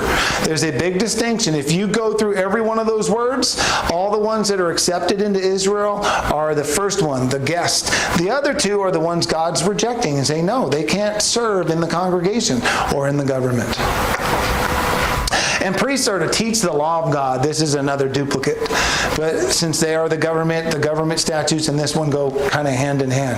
We call this a court opinion today, which is exactly what we do. The Levitical priesthood has 8 statutes. The Levites must work in the tabernacle. So that's their job. They work in the tabernacle. The Merite Levites are responsible to move the tabernacle poles, boards, sockets, pillars, and bars. The Kohath Levites are responsible to move the ark and furniture of the tabernacle. And the Gershonite Levites are responsible to move the tabernacle covers, curtains, screens, and cords. Now that we have a temple or a Supreme Court or a non-tent, are these even relevant today? No. But they're there, so we covered them. The Levites are to be given cities within each tribe and their surrounding suburbs. This is the lower court spread throughout the land. See? Levites shall judge between the people. So the lower courts are going to judge as well. The Levites are to possess the written law of God. Moses gave it to them. It was in their charge. The Levites are to start service at the age of 20. I would say that might be what you'd call the age of accountability is. At least when you're an adult now, or we put it at 18 or 21. We can't really make up our mind in America, but it's one of those two. I think the scripture you could argue it was 20. 20. The high priest has 16 statutes. They're to keep charge of the tabernacle or the Holy of Holies. They offer gifts and sacrifices just like the other priests. They cleanse the tabernacle. This was on the Day of Atonement. They're to cleanse the tabernacle, and I can't wait to get to that one because the Day of Atonement's awesome, but it's not in this presentation. They must not enter the Holy of Holies indiscriminately. That basically means there's only one day of the year they could do this, and that's the Day of Atonement. He shall not uncover his head, and he shall not tear his clothes. This is a letter of the law thing. It says, he that is the high priest among his brethren shall not uncover his head nor rend his clothes, tear his clothes. The high priest cannot uncover his head or tear his clothes. This is done during times of grief or mourning. Reuben tore his clothes in grief when he couldn't find Joseph. David tore his clothes when his son died in grief. The spirit of these laws, the high priest is not to mourn when his daughter or a child is in sin. The daughter of the priest, if she profane herself, he's not to mourn. We don't tear our clothes today, so we don't expect our rulers to go up and tear their clothes in mourning, but they should not be sorry for their own family who has sinned and needs a punishment. When you're at that high of a position in a nation, you've got to stand firm. You really do, and it's hard to do, but that's just the reality of it. That's emphasized, I think, when you get to Abihu and Nadab. Yes, that's exactly what God expected them to do. I wish I would have put that in here. That's a great point. That's a good one for that. What I did put in here is what Joel said, the spirit of the law. And rend your hearts, or tear your hearts, and not your garments. That's the spirit of the law. It's talking about the grief A ruler in a nation is not supposed to show grief even when their families are in sin or they're criminals and they're getting punished by the judicial system. 7, they must not You ain't defile supposed to be out here themselves with saying a dead body. free the homie little dirtbag. Free King Von. Press 1. We ain't supposed to be out here saying, rest in peace, King Von, but shout out FBG Duck. You're not supposed to be out here even giving 2 craps about O-Block. Oh man, that's messed up. The feds came through, man, and did a sweep on them. That's judgment. You looking at this shit like a damn criminal. This is insane. Even for his family members. So the high priest, there's one high priest, that's it. So he, during his service, is not even supposed to deal with the dead body of his family. That would be hard to do. So technically, when they don't have a king, in essence, he's the ruler of the He's the ruler of the nation, yes. But now you have a dual power. The high priest We have is the 3 branches. ruler. That 3rd branch is completely forbidden. When there's no And that has been our Achilles heel in America ever since. So now, it's a turned in the around Millennium time. Kingdom, with no king. when it talks about the prince, he's both the royal lineage and I high think priest. that's what God intended. Yeah, one leader. I think that's... Oh, 7, they must not defile himself with a dead body, even for his family Listen. members. So the high priest, there's one high priest, that's it. So he, during his service, is not even supposed to deal with the dead body of his family. That would be hard to do. So technically, when they don't have a king, in essence, he's the ruler of the He's the ruler of the nation, yes. But now you have a dual power. Right. We have 3 branches.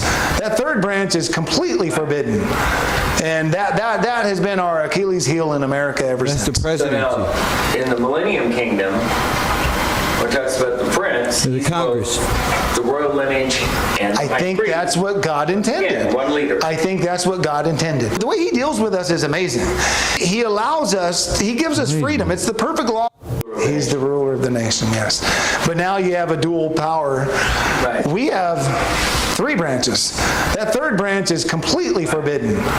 And that has been our Achilles heel in America ever since. So now, in the Millennium Kingdom, when it talks about the prince, he's both the royal lineage and I high think priest. that's what God intended. Yeah, one leader. I think that's what God He's a intended. The way he Klansman. deals with us This is is amazing. crazy. He allows us, he gives us freedom. It's the perfect law of liberty for a reason. He gives us freedom to choose him or not. Do we choose him or not? That's our choice. And, Israel in 1 Samuel chose not. They rejected God. It says straight out, they've rejected me as their king. And that's what we did. We chose that. When America picked a president, we rejected God ruling this nation through a judicial You system. chose. That's just the bottom of the line. Remember? That's what we did.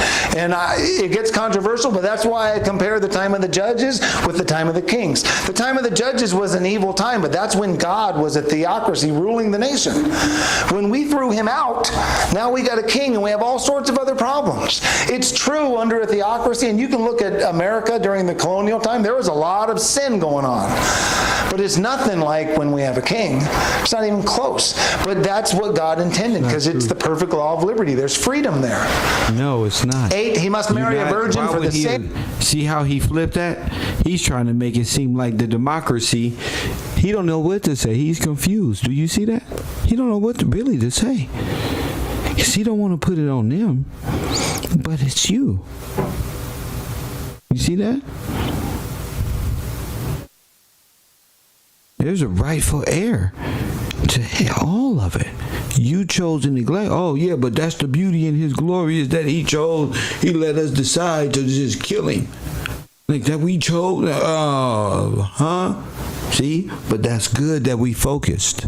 Listen to him. Same reasons as the other priesthood. I know these are repetitive. He can't marry a widow or a divorced woman or a pagan woman or a prostitute for all the same reasons, I think. Must marry from his own nation. So that's that genealogy thing that I think Americans have a hard time understanding, but you go to just about any other nation, it just makes sense to them. Must preserve his genealogy. consecrates the priests. So he's the person that consecrates all the priests. And he's also the person that anoints kings. Do you know that we do that today? Who administers the president's oath of office? Chief Justice. The Chief Justice of the Supreme Court. Our high priest does that. We still do this exact same thing. So how do you become a priest? Well, you're born into it.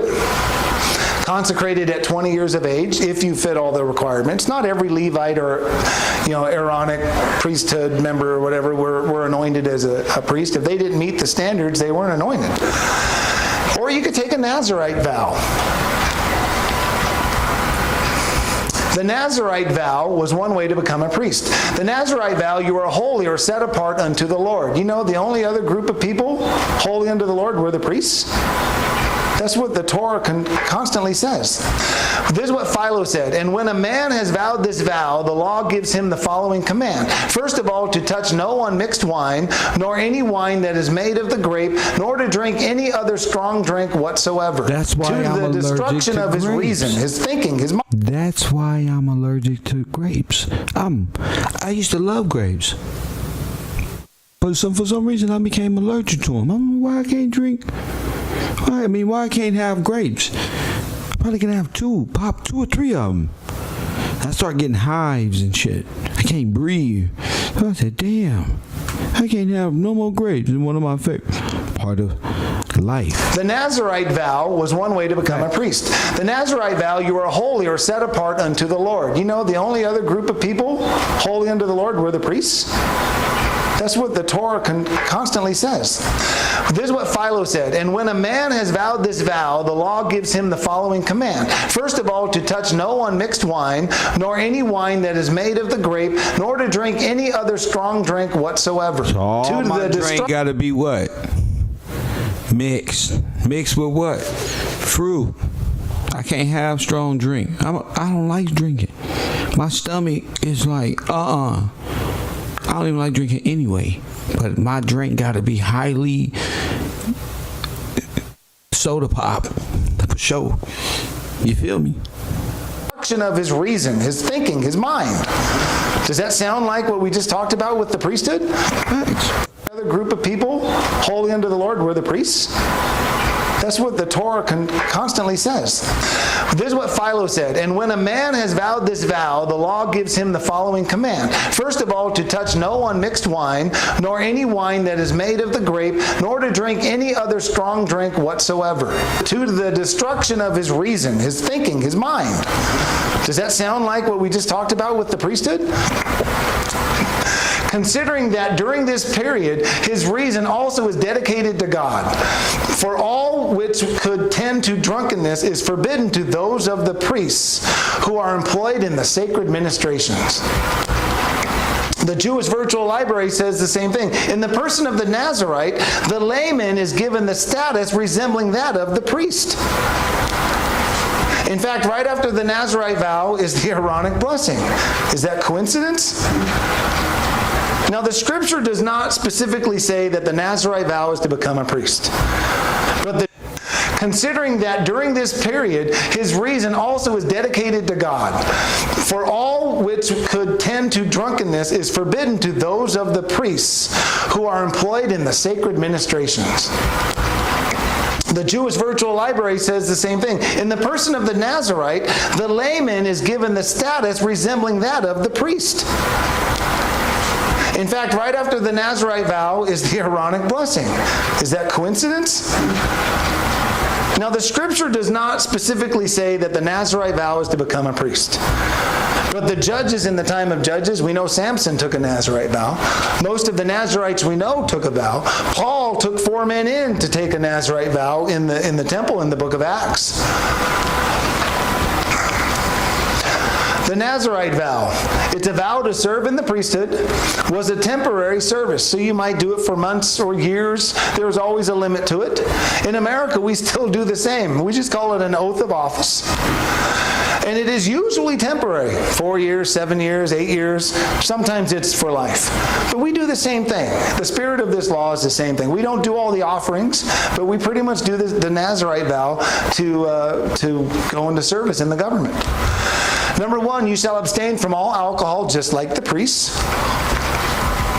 You shall cut your hair during the vow. I've suspected, but I haven't been able to connect the dots. You know how in Old English law they wore the wigs with the long hair? I'm trying to find a connection to that in the Nazirite vow.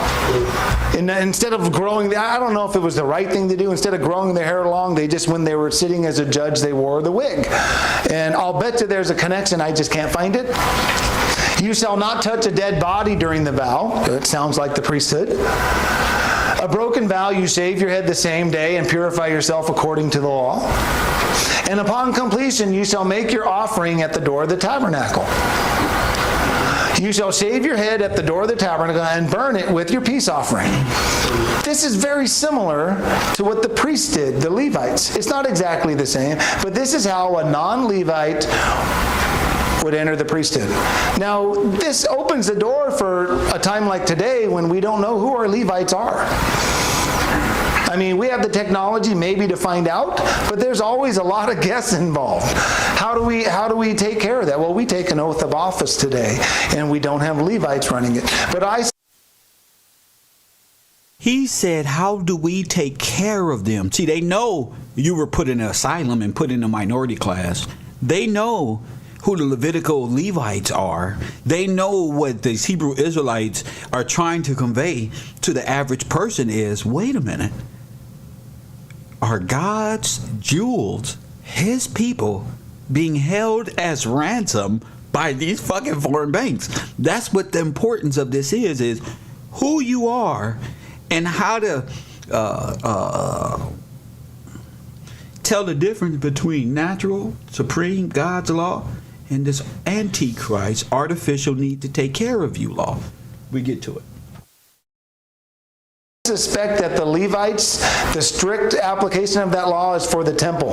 And we don't have a temple in Jerusalem right now. I think as they spread out, there was a lot of leeway for Nazirite vows. But in the temple, I'm pretty sure when the Messiah comes back and runs it, it's going to be all Levites. But throughout the rest of the world, what's it going to be?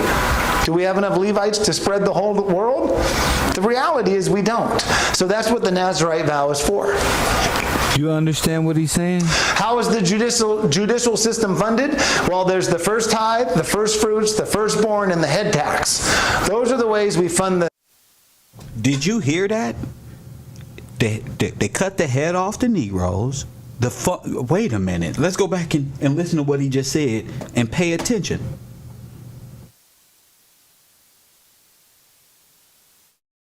At the door of the tabernacle and burn it with your peace offering.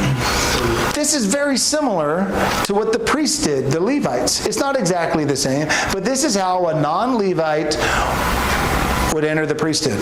Now, this opens the door for a time like today when we don't know who our Levites are. That opened the door for a time like today where the system is flooded by a bunch of people, foreigners, who they don't dilute it, who the real powers are and who's the real high priest. They don't dilute it, and they may grow their beards and keep the Torah and all of these things, but they're so far off. This is for show, because they already tell you when he comes into the priesthood, he shaves his whole head.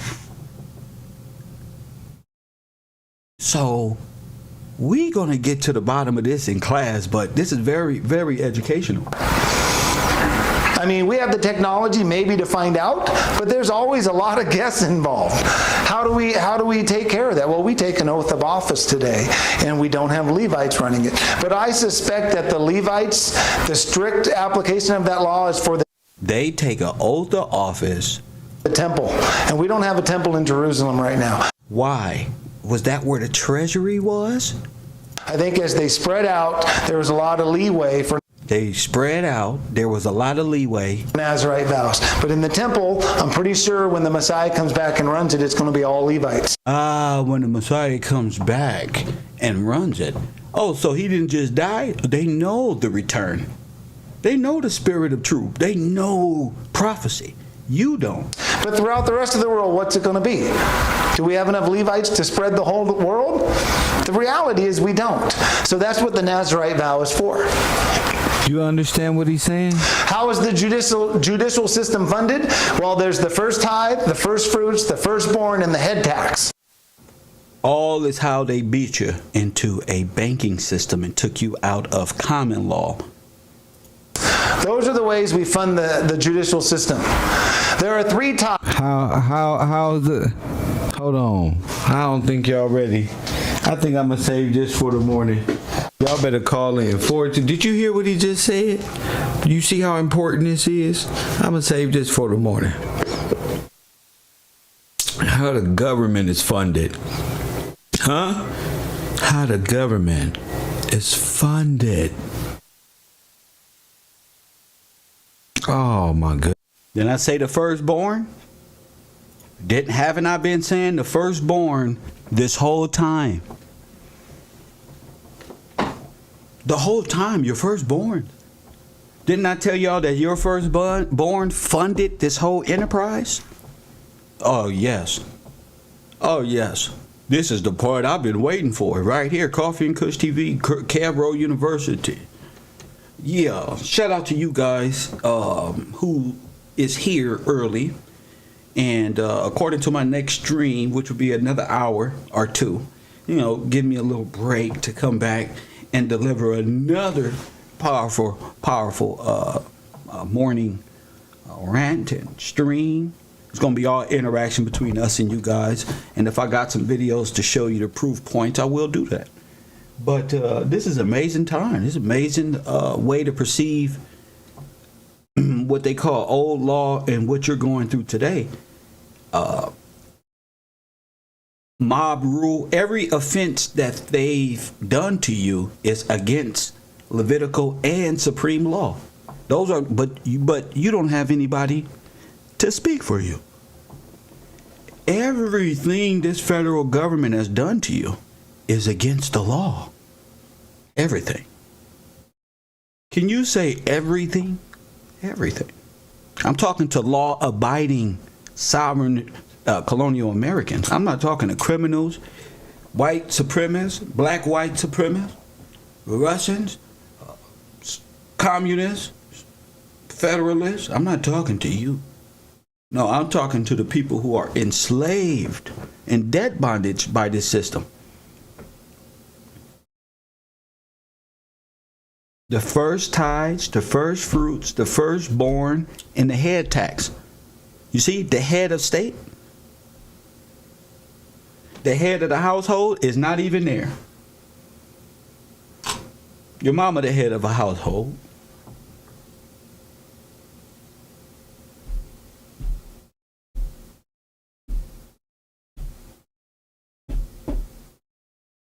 I just hope y'all learn something when I come online. Take it and present what you have. I'll be coming right back to prove more American Red Cross, because that's who you fighting. You're not fighting this entity that you don't see called America, the spirit of communism and fascism. You got the National American Red Cross right here. And they used all of this propaganda of making you look like a monkey, dehumanizing you, demoralizing you. They still do this to this day. All of it is again. These are God's people you're dealing with. These people own the land in which you're sitting here making fun of them. You don't infested their whole nation with blasphemous behavior. With blasphemous behavior. And just pretend like you holy or you got some higher authority when you are going into the bondage that you placed on God's people. You are going to be made black. You are going to be made dead in civil law. That means you won't be allowed to operate outside of the system that you guys created and allowed for yourself. While these people here are going into common law sovereignty, back into being classified as themselves, recognizing God, the God and his natural order of law. That, and if that means God, man, woman, and then them kids, that's what it's gonna be. Yeah, Kevin gets the big plate. Yeah, no, my kids come first. That's why you don't understand. You don't understand Kevin is gonna pray for the food. Your man gonna pray for the food. You just want to be out of order. You just want to say, we was raised where the children run over the men. Not in my world. That's why I don't mix with a lot of people, because it's order.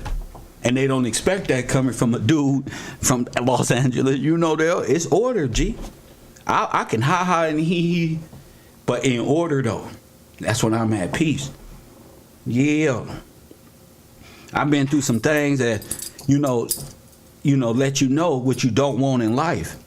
That's out of order. Out of order. Yeah, y'all tied to different out of order situations. And then you want a good man like Mr. Gillespie or Mr. Washington over there or Thomas over there or whichever. I can only speak for myself, but I'm speaking for my good brothers out there. No. You ain't put yourself in position long enough. You ain't been working on yourself long enough. Your attitude alone shows all the signs that is not permitted by God to even fuck with a nigga. Press 1, see? Is that ego? Nah, that's law. You just don't like the way I'm looking what I said. You don't like that structure. No, I'm not your little brother, your little cousin, your son. No, brother. No, that's the homie. No, I'm not. I have a whole different mentality on this earth. My love and shit is different. You feel me? I've tried to listen to me. I tried to love thing. That shit is, I'm talking about from the perception of the world. That shit is up and down. That shit'll break a godly man like me. So hell no. I don't know nothing about it. That's living in Wonderland. I'm not finna live in Wonderland with you. That's not happening. Law and order. That's the only way my belief in God, my faith gets stronger, being in order. That's how I get more money in my savings and checkings account. Press 1 is being in order. That's why I make more sense, because I'm in order. I'm in line. You know? That's why I'm teasing a lot of people. It's because I'm in order. I'm not distressed being online for 10 hours. I'm not distressed. I'm drained. Time to replenish. But in my regular mind, like chilling, who I am, like giving the time to just work on the production of it, I don't get tired.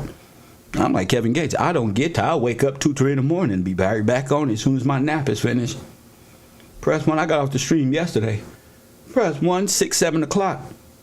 I was up out of there. I woke back up 12, 1 o'clock. Back to research. Back to y'all. You see?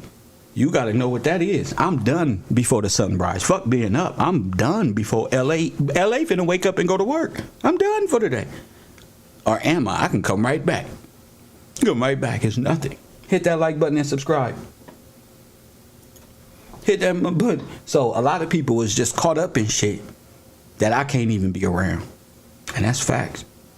I love, in my old self, my old way, I would have participated and that would have been a nigga demise. Press 1. I can't partake in a lot of shit.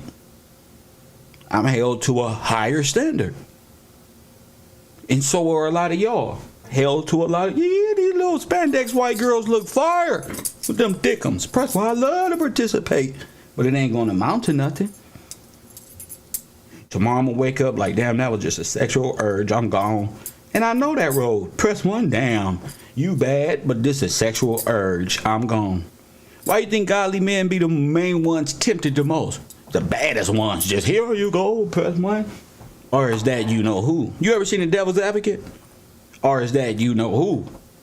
You see? Or is God bringing you naturally in order? Are you following those footsteps? Are you following materialism in a name? Press 1 and where the devil can come in with a couple bad ones and throw your whole spiritual balance off.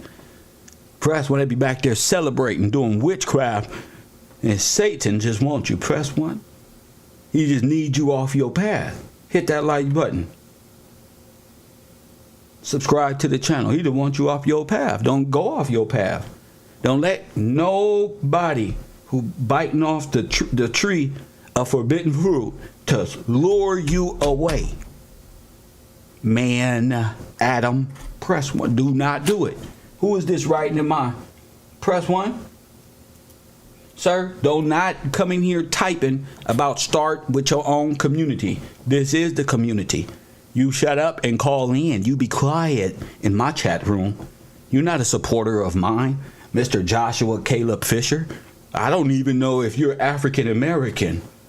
Press 1. You have to call it in and show yourself here. You don't get to type long para. You get them. You typed all that just to get deleted, sir. Real men speak. You start with you. The community. Look, you build it, they will come. The community is on a specific frequency. They gonna hear you from a mile away. Look, I'm hanging with a nigga foe up the street, a whole block full of dummies. Damn this community. My community is up here with me. You want this work, you gonna come here. This is the community. Press 1 if you're a part of the community. You start at home and your shit over there. This is the community right here. You choose to fall off and don't come over here teaching, sir. Long paragraphs, you can call it in if you want to teach. We don't teach with our fingers here, sir. There's too many women here looking for real men who can speak. Press 1. And if you typist, you see, a lot of men ain't gonna make it. Press 1. A lot of men was here, and soon as Kev started holding men responsible, they was Twitter fingers. Press 1. They were like Kermit the Frog around this motherfucker. As soon as Kev started, look, let me check you out. They ran away. Press 1 like coward. Press 1. They ran away. God said, now it's time to shift, Kev. Start holding them and see what's on their mind. No, they waiting on you. That ain't gonna get it. Each man carries his own burden. You deserve rest, sleep, so you can help more people. Don't settle your mind on 1 or 2 people who just here to play, waste time and press buttons. If they're gonna press buttons, that means they understand. They're not just sitting back watching. If you saying, Kev, I'm with you, and this is what you typing, and you following me around, and when I open up these phone lines, you're not there. You're not with me. You're a liar. Press 1. That's what you are. You're a liar. Tell him, B. Tell him, B from Ohio. Tell him. Tell him he a liar. See? I know B out there. I know Marley out there. I know D-Jack out there. I know One Mike is out there. Them niggas I ain't even worried about. Press 1. They done went through the fire of encouragement. I'm talking to you. I'm talking to you. The rest of y'all who up this morning. No, they already know. No, they bear witness. It's you. They graduate. They up there. You can get caught in Kev's wrath playing around if you want to. Don't worry about them. They're up there. D-Jack hit me up last night. Press 1. He said, Kev, I ain't in class, but guess what?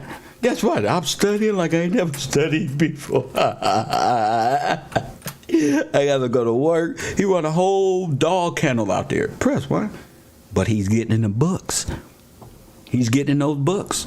It's hard to make niggas who grew up in the hood like read and want to make that cool. But I got a new Instagram. And guess what? It's for the university. See, I figured, okay, since y'all so quiet, I'm going to go to Instagram. I'm going to invite everybody off YouTube onto my new Instagram. Press 1. And then we will go live from there as well. So we will also, you can hit me up and press the button. Guess what, on Instagram, you can press the button and come right on. Press 1. I ain't got to worry about a troll when I can get you right here on the screen, live and direct. Press 1. So yeah, that's what it's about.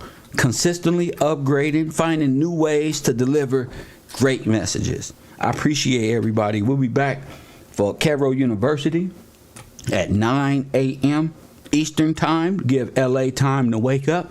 And come back here with more racist propaganda that they used against us, from calling us monkey to Jewish celebrities putting blackface on and making and stealing the wealth of God's holy people.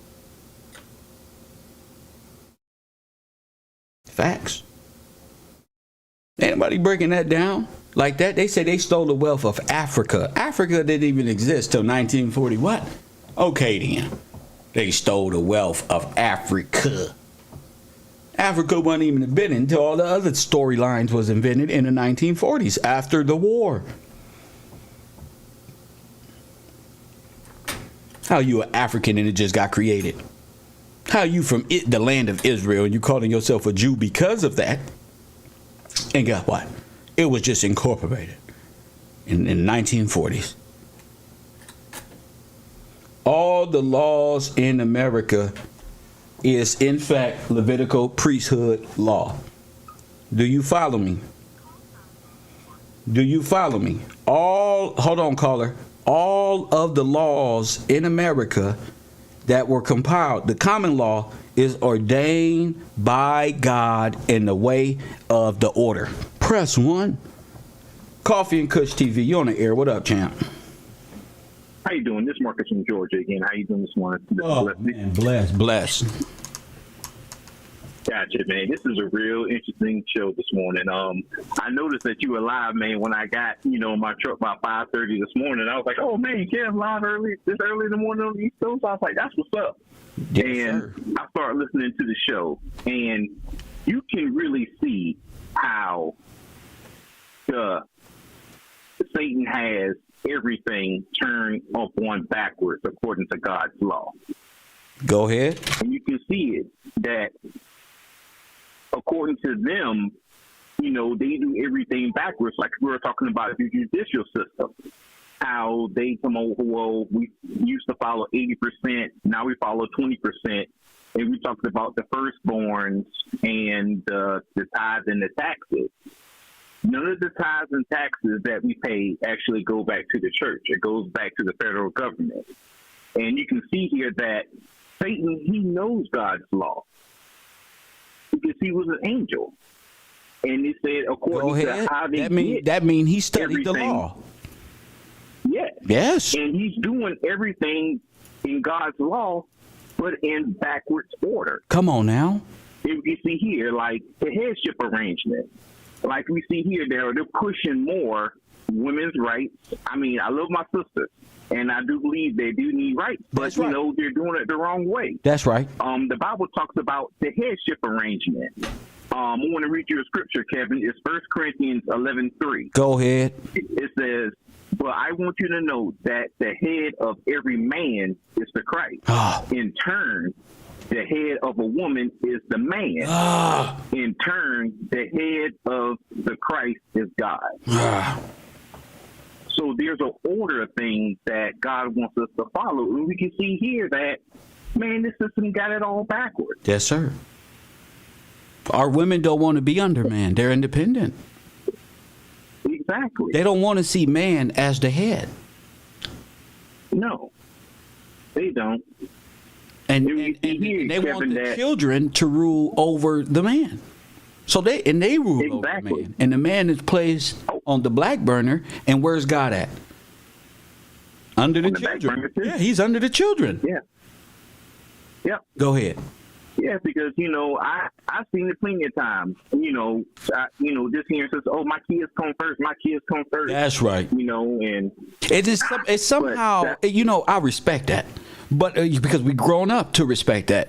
What you and I see is the destruction in those words that you're saying, because that's going to develop into what we see right now. That destroys Kevin, and it's the thing, though. Go ahead. A family, the original family, was a man and a woman.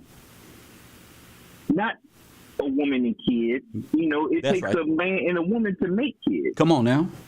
So we can see here that, the first ones that should be taking care of each other is the man and the woman. That's right. And their love produces the kids. And they both should take care of kids. And the Bible tells us that men should be raising our kids. We should be teaching our kids things. That's right. And let me They pushed it. Fine, The the federal Bible talks government about- is with the woman. They women is quick to let their man go. Oh yeah, they holler at one Oh, of their yeah. relatives. They give them some mental support for a week. Boy, they be powered up, taking the keys. They don't even belong to them. Oh well, fuck you. And it's a wrap. You don't let your whole family destroy yeah. a marriage, a bond, a whole trust fund in place. That's why when you get a wife, you got to separate. And when a wife finds her husband, y'all got to separate of those lifestyles of family, because that's not it anymore. No, it's not. Go ahead, King. It's not. Gotcha. Yeah, man. And, and the Bible gives us basic order of things, how we should show love towards our wives. How should give us deep respect. That's right. If you look at Sarah and Abraham, it said that Sarah gave Abraham deep respect. And that's because of Abraham loving Sarah like the way she was supposed to. How can a woman give a man respect when you don't show her that you love her, that you cherish her, like you would, like you're supposed to do, be her protector. And that's one thing that I noticed that, a lot of men is lacking these manly qualities. By way of imaginary woman problems, which is against the law. I mean, that'll send you to the wonderland with imaginary women problem. When you can if this is your one, when you can love her correctly and be committed or whatever it takes in that relate, whatever the agreement is that y'all can't come to. As far as that, but first thing is first is God, man, woman, and child. Most important. And this ideal where you will destroy not just a family, but the children's lives as well, for the federal government or for some suggestions. The devil's always trying to creep in any way it can. You got a good family? He coming. They coming. Your family? The devil man. come right through everybody. Yeah, let's destroy this shit. Yeah, because a good family represents what? A family in order. God. That's right, the family of God. No, let's destroy that. Let's tear that down. Let's break it. Oh, yeah, and you can see here, man, that's what the government is doing, man. I mean, it's plain to say. They're following the reverse order of God's law. Oh, my goodness. And so, like the brother said, he said these laws are put in place to actually go against God's law. They just been amending God's law and changing them. I say if God's law is perfect and the Bill of Rights and all of these things, what is all this other stuff for? And now I realize it was to enslave you, and they told us the story upside down and backwards, like you were saying. Go ahead. Yeah, exactly. And and it's like I always, there ain't no reason why there should be an atheist on this earth. That's right. Seeing how the government is working and seeing how, the reversal of God's law. If you actually look at the laws that they follow, just like, this lesson they're teaching us, it's God's law. But they're doing it in the reverse order. And you can see that it's working and it's succeeding because it's the law in reverse order.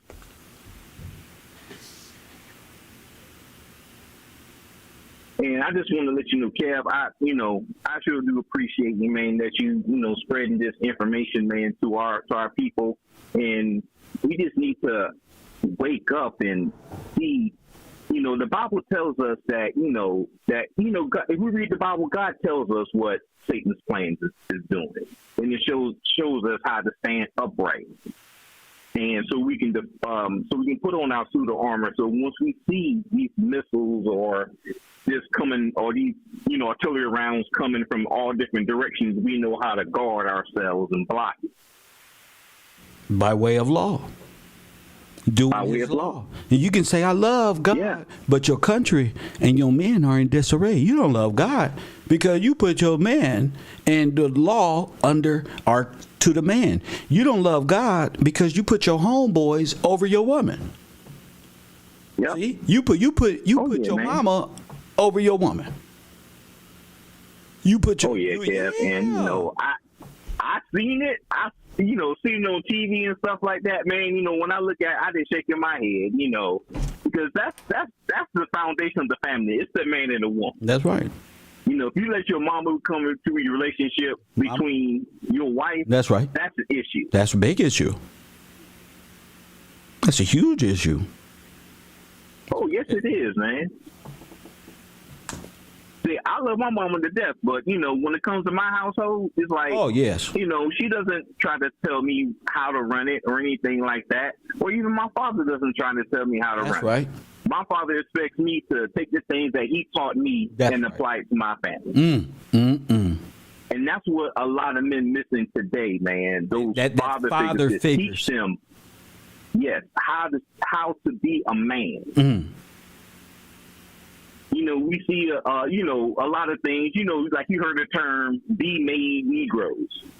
And that's what it comes from. It comes from the lack of the man being in their lives. A lot of men are taught, of the emotion of they see how their mothers handle things. It's like, no, you got to see how do men handle. We're thinkers. They're emotional. It might take you a whole week to come up with the answer for that solution because you overthought it. Exactly. You want to think more and contemplate and ponder. Yes. Don't rush me to a decision. I'm irrational at that point. Allow the process to be. Ain't nothing happening. See, but if you have an alternative motive, you want me to decide right now. Well, I ain't getting no answer right now. Oh yeah, man, and that goes back, to the order of the family, man. If you treat and respect your wife right, she will wait on your decision because she will know that your decision is going to help our family best. Oh my goodness! And that's her part. And that's her part of the family. She is the support role. Wow. Not the head role. So she trusts you to make the decisions. Yes, Kevin. Oh, I love that. So she trusts you enough. Now she knows, even if she knows the answer, she's going to come to you as a man for the matter. Yes. That is her God-given responsibility under the headship. So it's like when man has an issue, he contemplates and go to God. Yes. Gotcha. Yes. Exactly. So in a way, women are in collusion. Not women, all y'all today, but let's take the hypothesis we got here. Women are in collusion. We was talking about the church as well, with the federal government to dethrone the man. See, all of this whole process is what funded the federal government. You see? Oh yeah. And what happened? The state became the father, the mom became the head of household, and the boys became thugs and criminals funding the whole operation. Oh no. Yep. By God, this has to be discussed. Mm-hmm. Oh yeah. And man, it's just amazing. Oh, we gonna talk about this morning, champ. You don't woke up. See, because I see it the same way. All these people online advocating childlike behaviors. Let's bring it to the rap community with the childlike mentalities. You see it, I see it. Everything is based on adults thinking like children. Mm-hmm. You see? Yeah, because growing up, I always heard the strongest, thing out there is a strong black man, and we can see it's true because as we're from our research, colonial Americans is God's chosen people, and God set us men up to help set everything in order. No. And so if you take away the firstborns, that takes away the sons, and they kill off the fathers, who's raising up our sons? Oh my goodness. It's the women. And you can see here that how they're manipulating the women. through act of feminism, which is a tool used by Red Cross Association dating back to the late 1800s and early 1900s when they overthrew your forefathers. This ain't way. Yeah. Yeah. Oh, yeah. Oh, yeah, man. You know, God's law, upside down, Kev. Upside down is the only upside down person in the world was Peter under the Catholic Church. So you believe God and Jesus and his son, or you believe in the teachings of people who wanted to do something bad to them? Contemplate, who will deny the truth. What you got is the truth, sir. And I think that's our position in life, is to remain in this manhood. Brotherhood, yes, but this manhood of intelligence. You get what I'm saying? It's peace there, champion. I mean, I probably can have dinner and coffee with brothers and contemplate these ideas. You need a safe place where you can even think like this. Well, shout out to the blessings to the callers of this world. 424-209-9506, the Levitical Priesthood. Please have your thinking caps on. Please have your thinking caps on. 424-209-9506. Shout out to the brother who just called in. God gave us sonship. The enemy's goal is to take that away. If we don't realize who is our Father, well, on earth or in heaven, we will not come into our sonship. So what is that, Rasby? You need to come tell us what that means. Come on. That sounds good, Rasby. Now you need to come. I'm gonna put you on timeout until you call in. After taking the father, they set more laws to keep from discipline a child too. Well, spare not the rod. If the son isn't corrected, he will grow up a criminal. It's the setting stage for private prison corporate. Always need for them to be at the asylum or the penitentiary to need correction. Therefore, they will always be deaded or bonded. You're always in trouble. That means you're on parole or probation. You're a minor. You need help.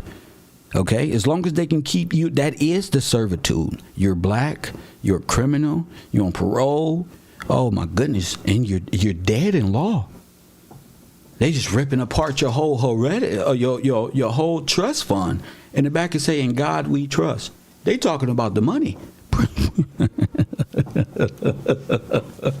You better come on with it. Grow up a criminal and in a minor mentality, of course.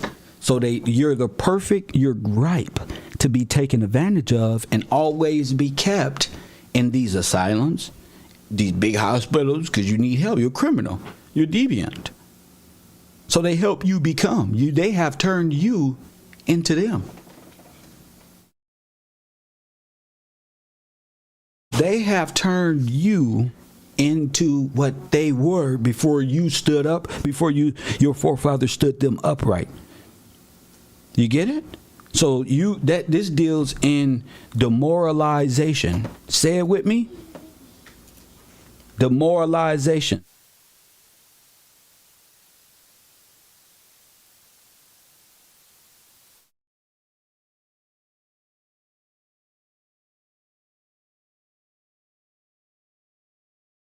And if you can demoralize them, press 1. This video is not. Press 1. If you can demoralize them, you got them. So what is demoralization? What is the process? What is the turn? What am I talking about here? I'm talking about turning a sovereign person into a communist, fascist, socialist operative of the Pope. Press 1.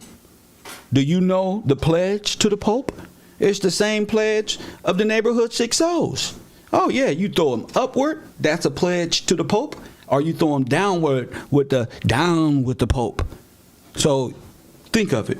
Have you ever seen Nipsey Hussle and all of these people? This is all conversation. Okay? This is all conversation. When he's throwing it up, he's throwing up, he's a spiritual and he's under what Pope? I don't know. Press 1, maybe the black one. Maybe it's something he's seen one day. Press 1. Or doing down. Press 1. It's the same thing with the GDs and BDs. The Triton up, or you drop the rakes. You get it? Now, what's the you gotta look at the law of the sea? Are you above the law? You see? You're sovereign, or you of the world? Are you, what's the bafflement? As above? Are you up there? Are you down here with the beast? Oh, this is a greater understanding. We're dealing with what you see on a daily. You see SBDM radio? There's levels to this shift. And tell young Pharaoh to catch up. He wish he was Akhenaten. Press 1. There's levels to this shift, son. This is supreme, bro. And it's only going to get more supreme, like the brand, and more supreme. I've been having food stamps. EBT cards, I was down there. Press 1, I was down there on my belly like the God said I was if we don't obey. I was down there thinking living on my belly was the way to go.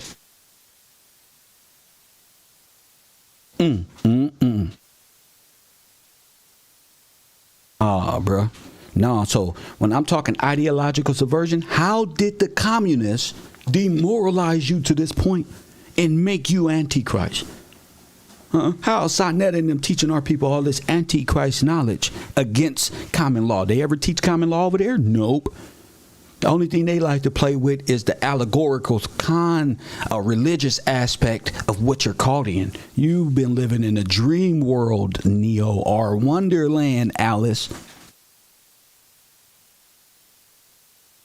You get it? Follow the white rabbit, Alice. Follow the white rabbit, Neo. You get it? You are in an asylum because you are crazy. You've been ideologically subverted. Now we giving you the players who put you in this condition. Okay? We now put that on standby. Just know Red Cross, Asylums, JP Morgan. I'm about to bring to you a KGB officer. His name is Yuri. Press 1. And he's going to teach you understanding modern political scenario. Press 1. The communist is going to teach you how to watch out for the communists and how they do these things. Press 1.